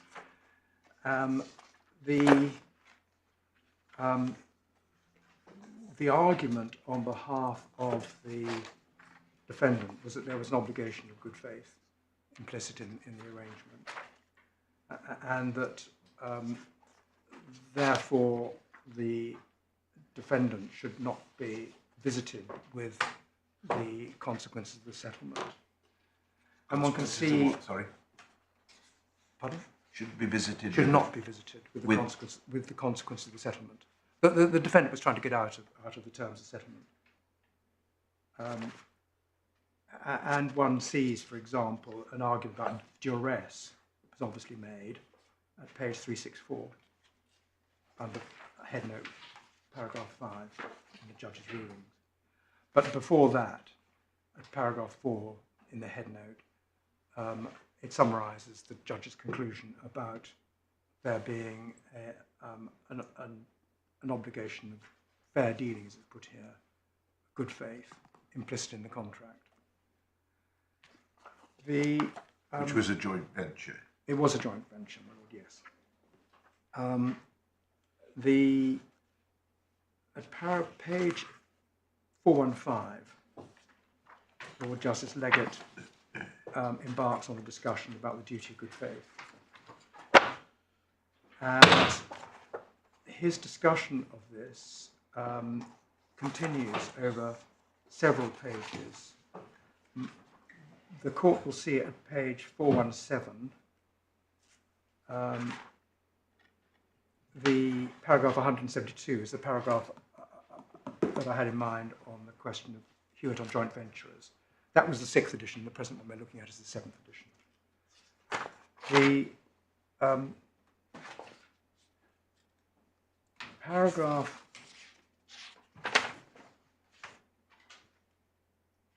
174 is where the learned judge explains that he considers the case in question to be one of a classic relational contract. And he then rests that on the both the implication as a matter of fact, so the Marks and Spencer's test, and also as a matter of law. It requires, in the absence of a contrary indication, treating as involving an obligation of good faith. And he then goes on to explain it's unnecessary, perhaps impossible, to attempt to spell out an exhaustive description of what that obligation involved. Now, pausing there, one of the matters relied upon by the learned judge in the present case for finding there was no obligation of good faith is it was very difficult to actually define what was meant by that. And it's not, therefore, readily to meet the requirements for an implication of a term, which there has to be definition. To which the answer is, I would suggest, that the term itself is clear enough. Where the blur comes is that classic example in the court of actually defining what's necessary to comply with the obligation. So in other words, it's to use reasonable efforts to achieve something. There becomes a fine judgment, can be, on whether or not somebody's used reasonable efforts. But the idea is clear enough. But that's the trouble with it. Pardon? That's the trouble with it. That's the whole trouble with good faith. You can allege that the contract contains an implied obligation of good faith, and then the parties spend hours, days, arguing about what that actually means. And whether it's been complied with. Well, I accept that. And good faith has replaced 10, 15 years ago. The argument was always all of the surrounding circumstances as a result of investors. And so every argument was about the surrounding circumstances. Now every argument's about good faith, because it's easy to allege, but as you say, what matters is where it goes. So picking you up on that, you said a little earlier, good faith was relevant to two aspects: relevant to settlement, relevant to accurate information. And my lord Correct. asked you about the second of those, the accurate information. In this case, how is it relevant to settlement? Well, it doesn't add a fat lot to the cost term, but it does highlight the point that as I've submitted to the court, the Boshehs needed to keep in mind and act with a view to advancing the recovery from the sheikh. In other words, when they're looking at the settlement, in my lord's example, they should have kept in mind, they should have put as a matter of priority the firm's interest ahead of Mr. Salfiti's interest. But that's not, it's their best interest, the Boshehs. It's not Candey's best interest. No. So why should they have Candey's interests in Well, mind at all? This is I mean, this for me, this is the heart of this, and this is what troubles me. Why should they have Candey's interests in mind at all? Well, the answer is they've had Candey's services down to the point they're given the opportunity of arriving at the settlement. They've had Candey's services and the disbursements for no cost yet. But that was the terms that Candey were offering. Correct, and the question we're debating. You can't the criticise the Boshehs for saying, yeah, fine, we'll go along with that. But the question we're discussing is whether or not, in the terms agreed between the parties and the context of this particular retainer, it was incumbent on the Boshehs to keep in mind the interests of Candey's as well as their own interests. But can I be clear how far you take that submission? You say they were obliged to take Candey's interests into account. Were they not entitled to put their own interests, as they saw them, ahead of Candey's? Well, I would suggest they needed to differentiate on this context between their economic interests and their emotional interests, if you like, their personal interests. What we have is a case in which, on the hypothesis that we discussed this morning, there's no money for them if they settle on Sheikh Mohammed's terms. And there's no money for them if they settle on drop hands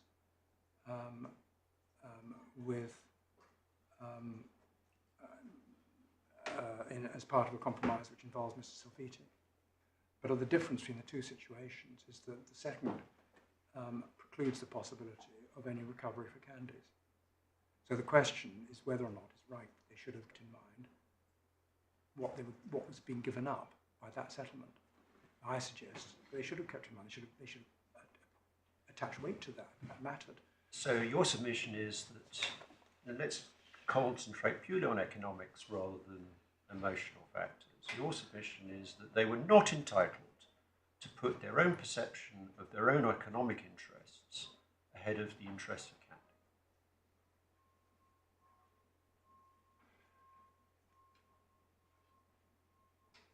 If they had seen it that way, my lord, correct. That's to say, my lord used the expression their perception. What at the moment? Well, it has to be a question of perception, doesn't it? I mean, you're not seriously suggesting that it should be an objective question as to what the economic outcomes were. Well, in this case, the choice, I would suggest, was quite objective. It's on the one hand, nothing for Candey, and on the other hand, the possibility for Candey. For them, we would suggest on this example, nothing either way. But the difference is that Mr. Salfiti is absolved from proceedings, while the Sheikh, and the price for that is the giving up effectively of exposure to the counterclaim. The Sheikh has got out without having to pay or being at risk of making any payment to the Boshehs. Meanwhile, Mr. Salfiti has been excused. My Lord has already put to you, and so this is slightly old ground. Anyone advising Candey's clients would have had to say, you should only do this if you obtain an indemnity from the Sheikh against any contribution proceedings. At that point, the Sheikh is going to find that unattractive because it just means it goes around in a circle. And that's why all these cases inevitably best end up with a global settlement, because nobody will carve themselves out of multi-party litigation without without an indemnity to protect them being brought back in by the side door. Well, I would say that was my universal experience. but we get back to the question whether or not there's a real whether on this case that was a real risk. Did Candey's advise them to ask for an indemnity, or did they ask for an indemnity? I have not seen any suggestion in the correspondence, my lord. I don't know other than what's in the emails.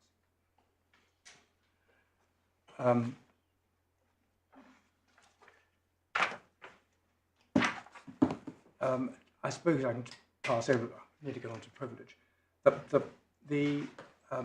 Within the bundle, at Divider 3, tab 20, is a quite recent case, Cathay Pacific Airways against Lufthansa.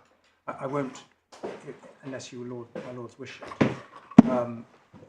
take the court to that. It's a recent discussion which refers quite extensively to the basis of implication. The real discussion starts at page 790 in the bundle, and it moves on through to pages 796. But it also records, in the way, this is John Kimball as a deputy judge, that the law in this area of good faith is still developing. And we say that's relevant because in the context of the present case, the costs claim proceeding is going to go forward.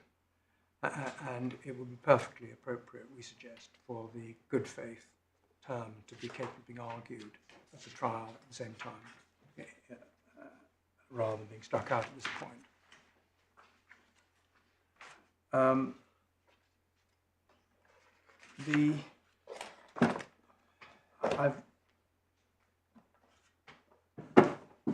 The judge rejected the good faith, really sort of paragraph 83 of her judgment, no part of a solicitor's retainer, she thought. We suggest that the CFA context is significant. And we dealt with, below this had been dealt with in the skeleton for the trial at Supplemental Bundle 20, page 263, paragraph 63, which goes through the Bates criteria and makes submissions on it. Now, I won't repeat those.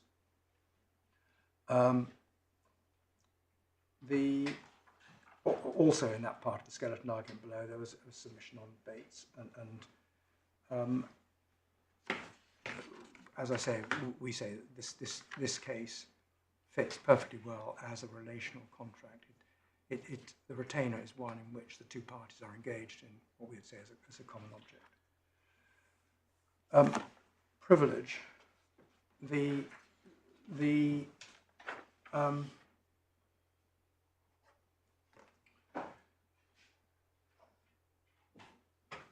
are 2 points that we suggest are useful to keep in mind as ground clearing. The case being one where a solicitor wishes to plead and give evidence of communication between the solicitor and clients in the context of a relationship which ordinarily gives rise to privilege. There's no question about that. And the question is whether the solicitor can put forward the communication. The judge said no. The 2 points are this: that privilege, we suggest, is really a right to resist compulsory disclosure. And when one talks of privileged material, one's talking of material which cannot be compulsorily disclosed. The second point is that privilege itself is founded on confidentiality. So that although they work in tandem, they're not necessarily the same thing. So that you can have a case, no confidentiality, and then no privilege. But that's what, you can have plenty of cases where there is confidentiality, but no privilege. For example, many relationships would give rise to confidentiality. As to the point, the proposition, if one needs it, that privilege is essentially the right to resist production compulsorily. One has extract from Phillips and evidence, bundle 3, tab 26, paragraph 2605.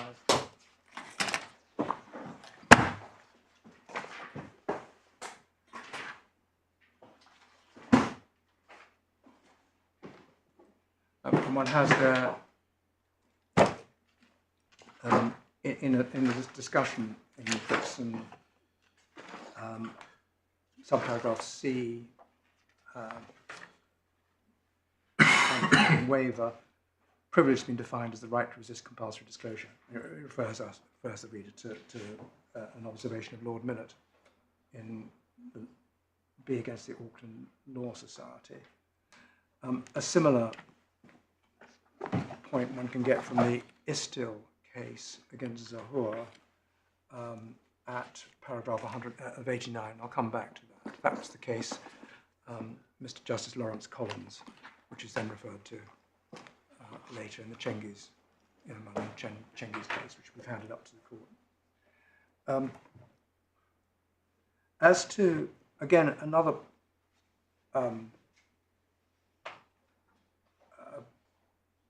way of looking at this particular question of privilege and confidentiality and the right to resist compulsory disclosure, one can see at a little extract from Winters against Mishkondareya, bundle 1, tab 10, page 148, that's the beginning. Mr. Justice Henderson, as he was.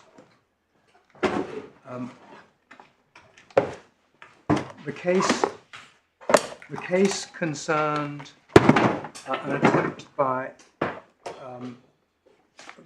Mr. Winters to prevent Mishkondareya acting in certain proceedings on the ground that they had been his solicitors as well as acting for the defendant firm. And the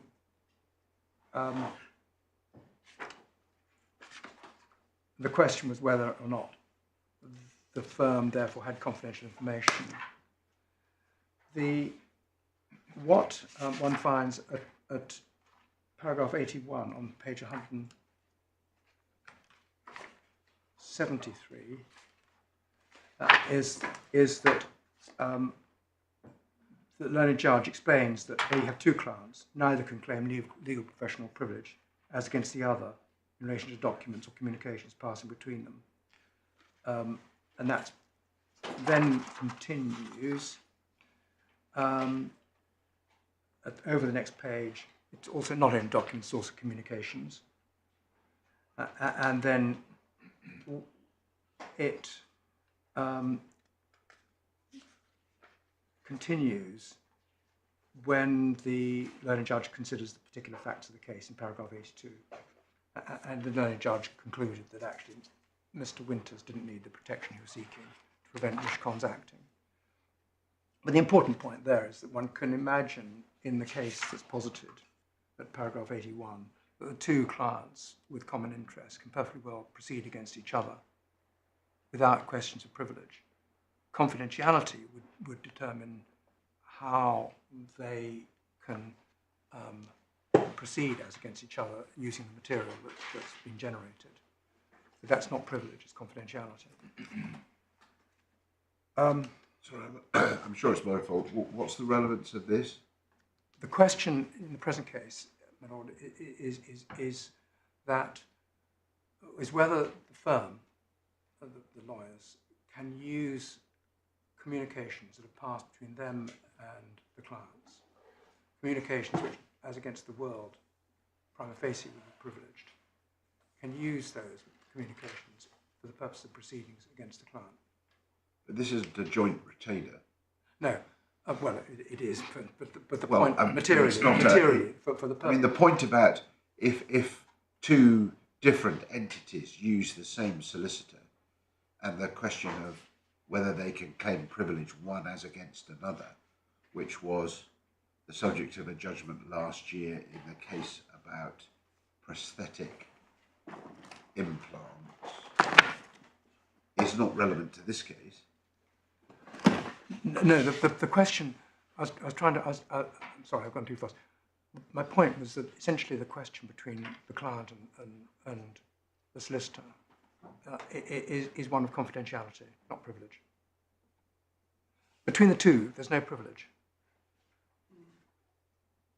Sorry, this doesn't appear in their skeleton. No, that's why I'm asking the question. I at the moment, I'm completely baffled by Well, what does appear in the skeleton argument, and where this goes, is on the first question, which is whether actually it's permissible for a client, a solicitor, to sue the client for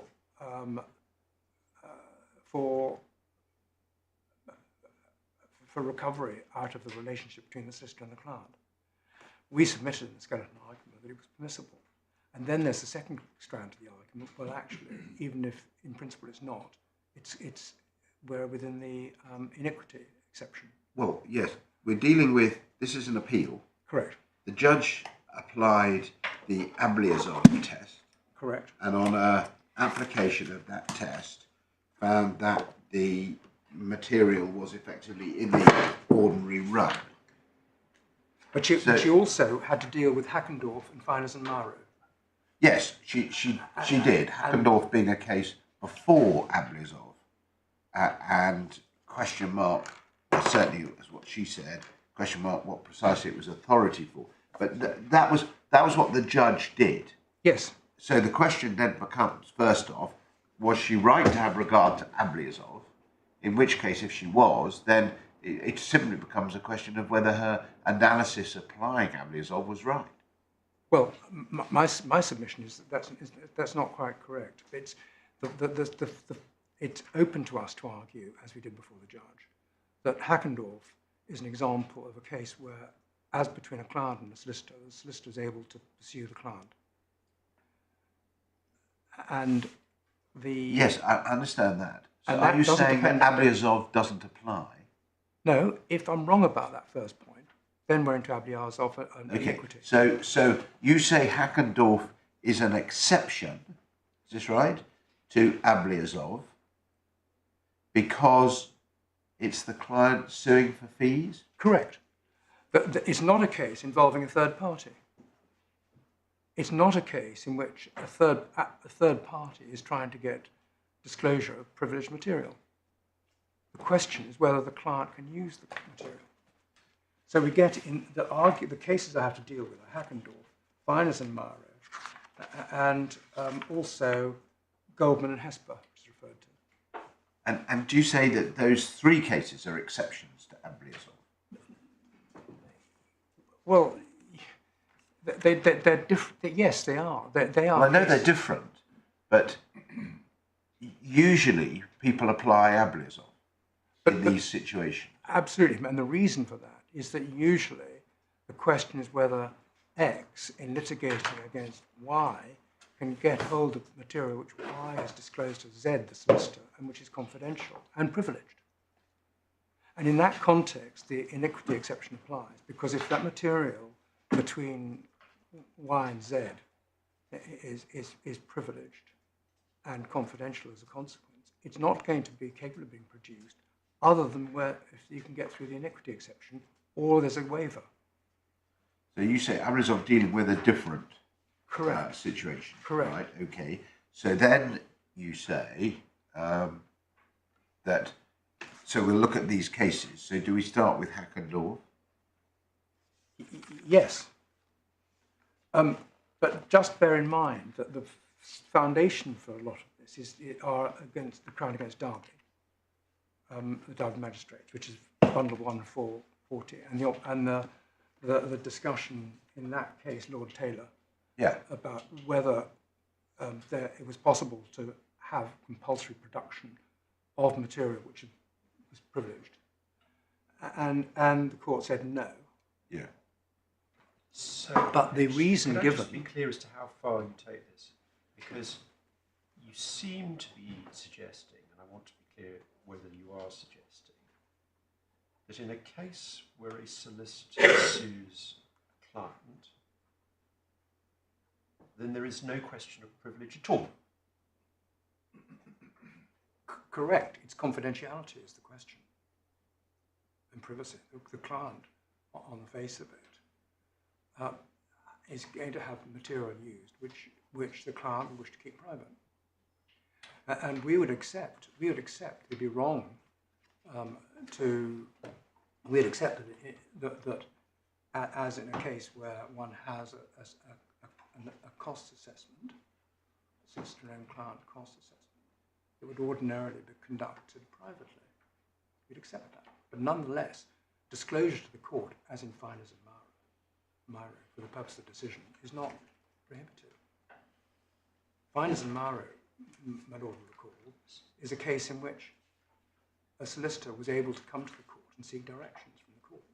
Yes, well, it wanted it because it was concerned about fraud, so it came Yes, to the court absolutely. to ask for assistance. Absolutely. This is completely different. This is a dispute. I'm not even sure I would categorise it as a claim for fees myself, given the nature of the allegations made, but that may be a different point.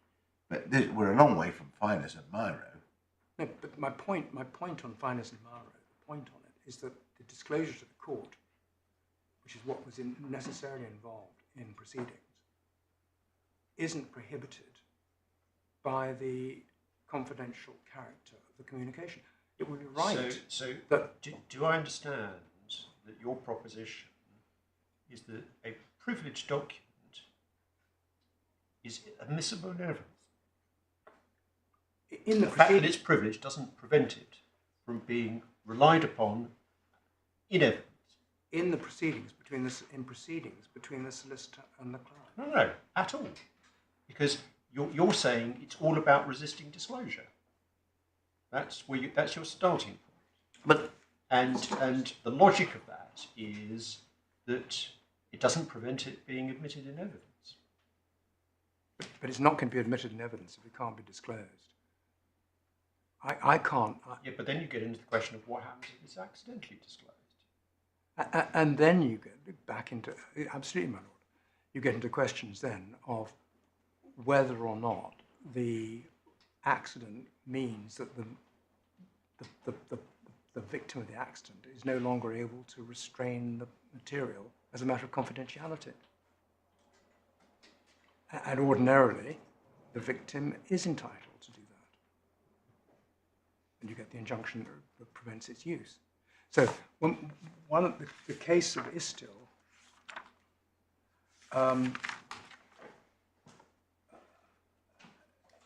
is an example, because in that case, the relevant material, which was prima facie the subject of litigation privilege, had been provided by Istil friend, they called it, a witness, a third party, to the defendant.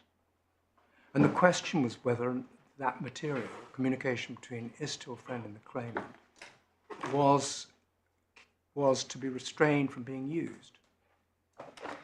And the learned judge chose not to restrain the whole of it. There was some dealt with exception, I'll explain that in a moment. But he chose not to restrain the use of that material by reason of what he regarded as unconscionable behaviour on the part of the person who, in principle, would have had the right to confidentiality privilege. But he did that not appealing to privilege and waiver of privilege, but by reference to confidentiality.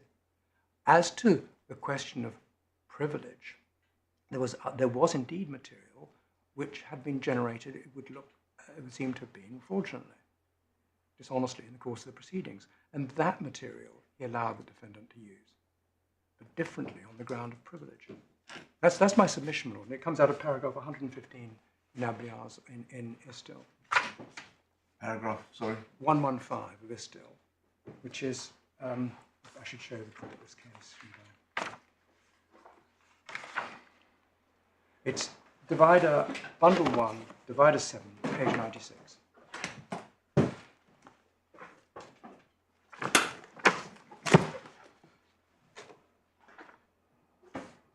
The fact. Sorry, bundle 1, Bundle divider 1, 10. divider 7, page 7. 96. Sorry.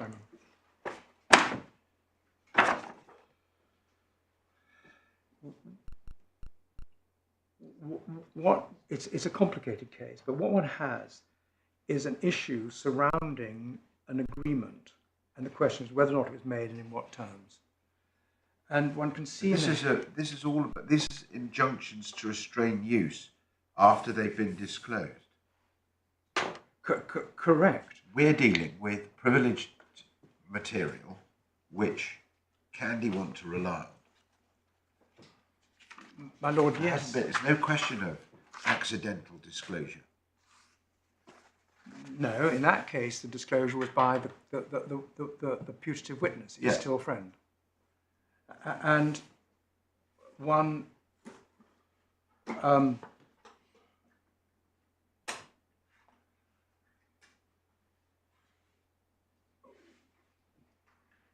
the point I was trying to get from the case was that, in answer to my learned friend, my Lord's question, here what was being done was material which had come into the hands of the defendant, which prima facie was privileged at the suit of the claimant. The defendant is being sought to be restrained from using it on grounds of confidentiality. It has been privileged material which had got into the hands of the defendant. And the court said no and applied principles of equity in refusing to allow the injunction. And one gets that at paragraph 115 through a long trawl of facts. But we're not in that territory No, at the moment. On the privileged, on what the judge referred to are the defendants entitled to relief against use of privileged material, privileged information.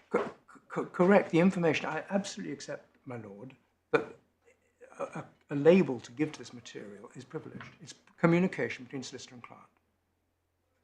I accept that. The question, though, is whether or not it's permissible for the solicitor to use the material in proceedings against the client, where they both have the material. The solicitor, the client's right to restrain the use of it is on the basis that this is the product of a confidential relationship with the two of them. That's how the client will Well, the client's right is as per Derby magistrates. But, sorry, my Lord, Derby, my submission, you may reject it, but my submission is that Derby magistrates is concerned with third-party production. In Derby magistrates, an attempt was made by subpoena. The principle of a man can say what he wants to his legal advisors, knowing it won't be disclosed. Ah, that's the question. Knowing it won't be compulsory disclosed, and also I would accept that the relationship being confidential, knowing that it will not be used improperly by the solicitor. That I would accept. The question, though, is the next stage on, which is where Hackendorf fits into it. What's happening is whether or not the solicitor is in breach of duty in disclosing matters to the court. In Hackendorf, the solicitor was entitled to get an ex parte injunction, without notice injunction, using prima facie privileged material. That's what was upheld by Mr. Justice Tugendhat. And the reason for that was that the solicitor was not abusing the relationship of confidentiality in pursuing the client for that relief.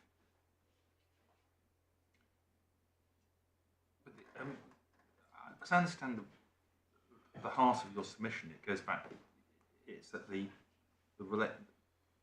documents are protected by confidentiality and not by privilege. As between the two parties to this particular matter. How does that square with the authorities going back to Lillicrap and Nadler, and then the Freshfields case, in which the client sues the solicitor for negligence, and the analysis is that that's an implied waiver of privilege? Well, the argument there is that that's an alternative way of getting to the same point. But it's still in terms of privilege. It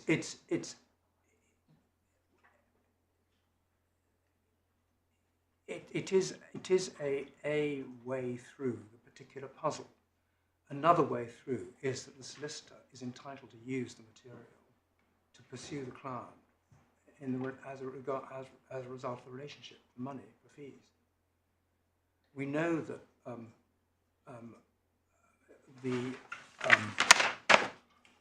Goldman and Hesper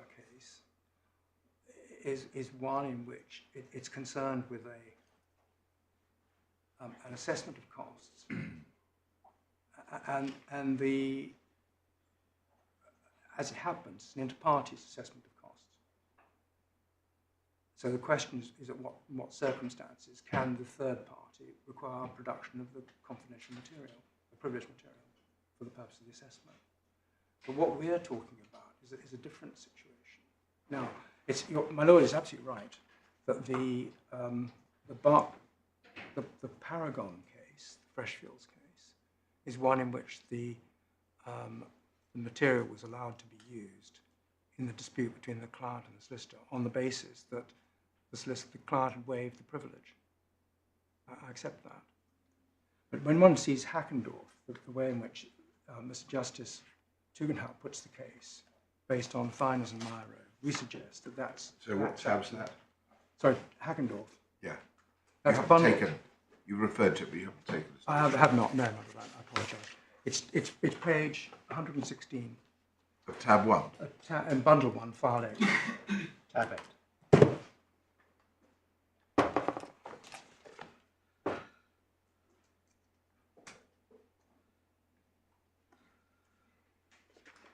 What the case is all about was that a solicitor who had conducted litigation and had not been paid, trying to restrain the removal of money and recover fees.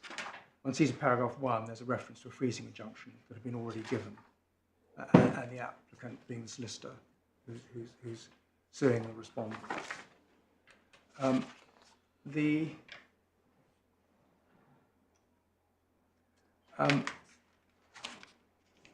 At pages, paragraphs 1 through 8 deal with the background and the way in which the facts had risen, with the fear set out at the end of paragraph 8 on the part of the solicitor, and then the solicitor's witness statement. She'd obviously tried to be careful about what she was going to be disclosing, and conscious of privacy. So that's paragraph 9.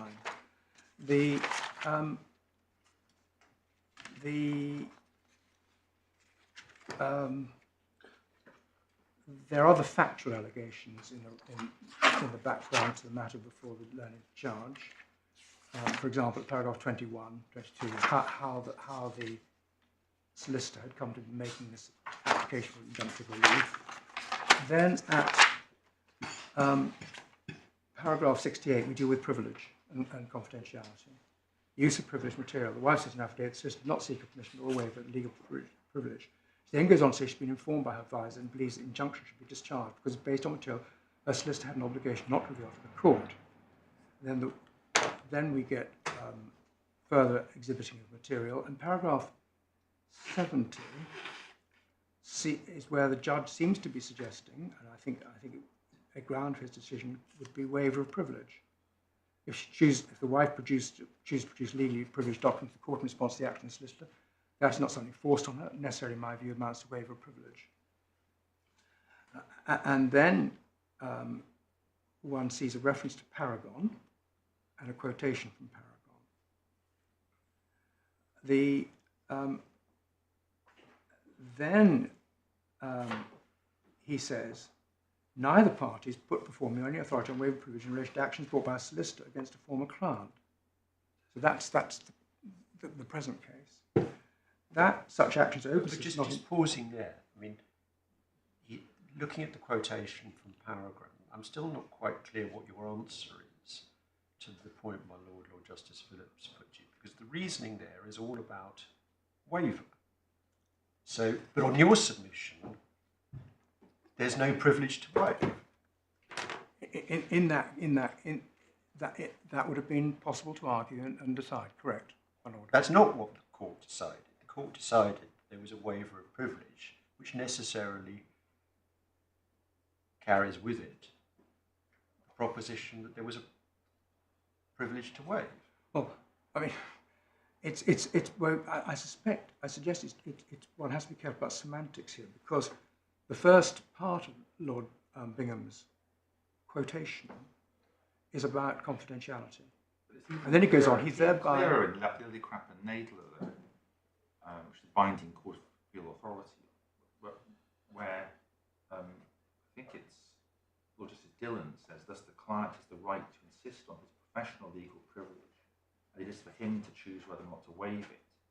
It is accepted the waiver may be implied, and that there is an implied waiver where the client brings proceedings for professional negligence against the solicitor. That could not be clearer.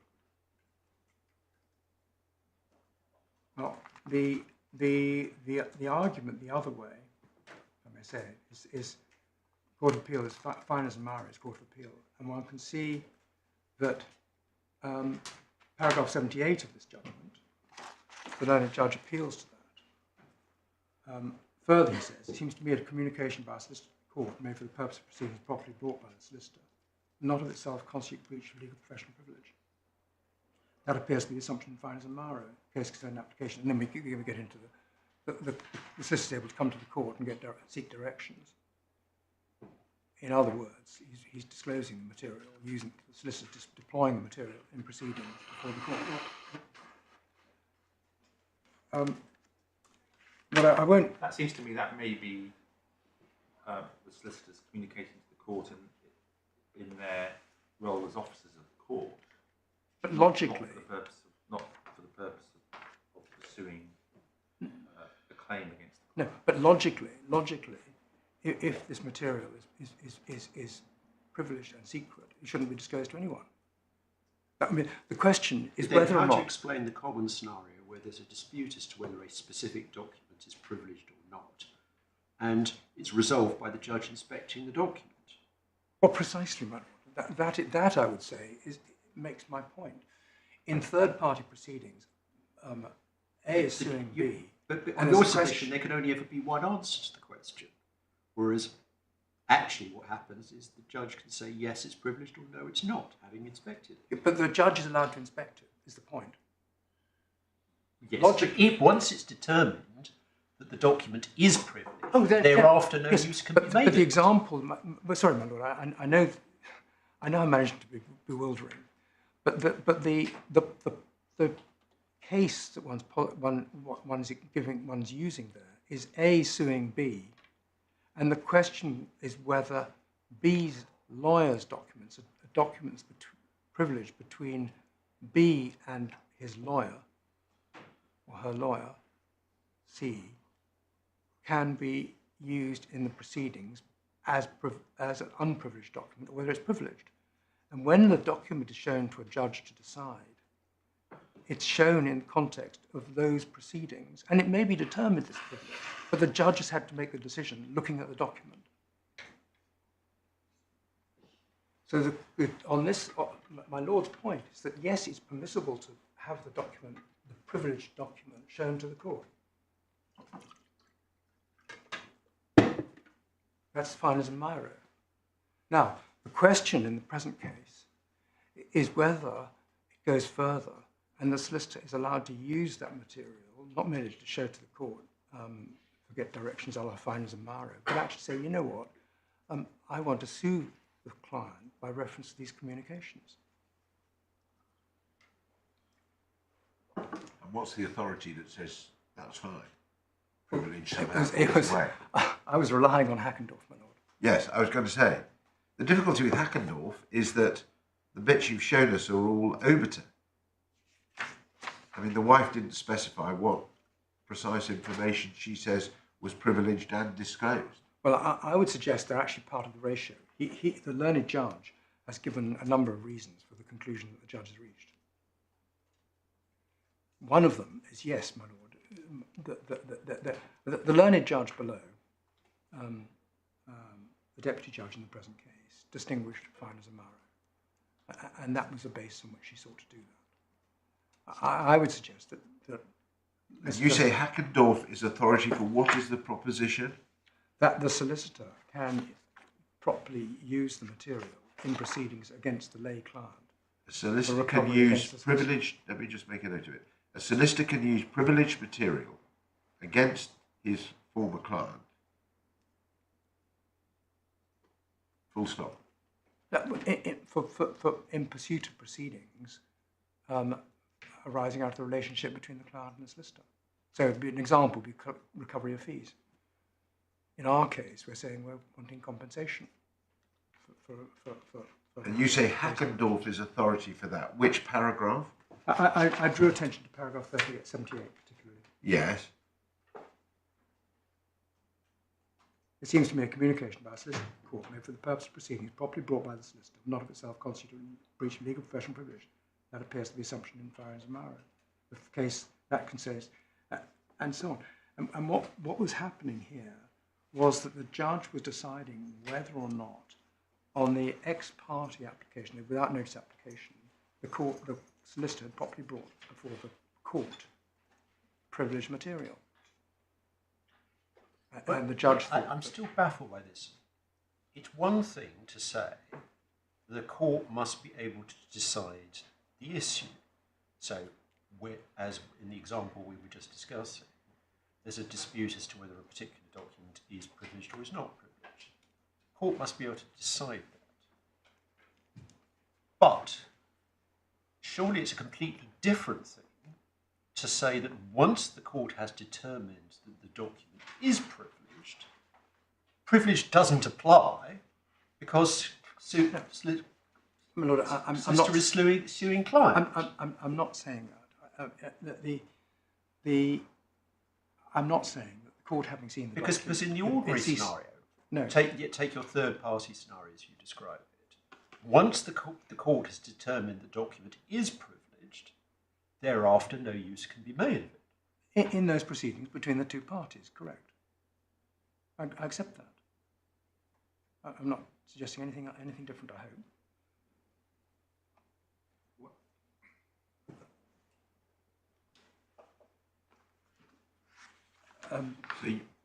So your proposition is that Hackendorf is authority for the proposition that a solicitor can use privileged material against his former client in pursuit of proceedings. Correct. Arising out of the relationship between the solicitor and the client. Because it has to be that. So the example would be recovery of fees. Because he's communicating with the court. Yes, and his client. So if that was right, a solicitor being sued by his client for negligence would be communicating with the court in putting in his defence. Correct. So you wouldn't need the correct. That is the logic. concept. I accept that, my lord. I accept that. That in other words, he wouldn't need to say, oh, by the way, you putting in issue matters in my relationship. But that means you're saying that Lillicrap and Nadler and the Freshwell's case were decided on an incorrect basis.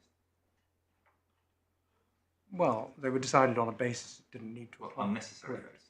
An unnecessary basis, correct. Yes, I have to accept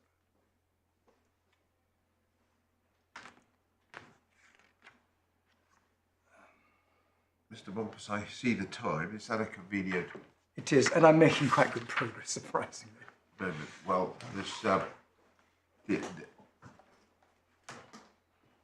the only other principal one is confidentiality, isn't it? It's Barclays and Biazov, really, and then there's a bit on ground 7 and ground 2. Okay, well, we'll come back at 2. Thank you very much. All rise.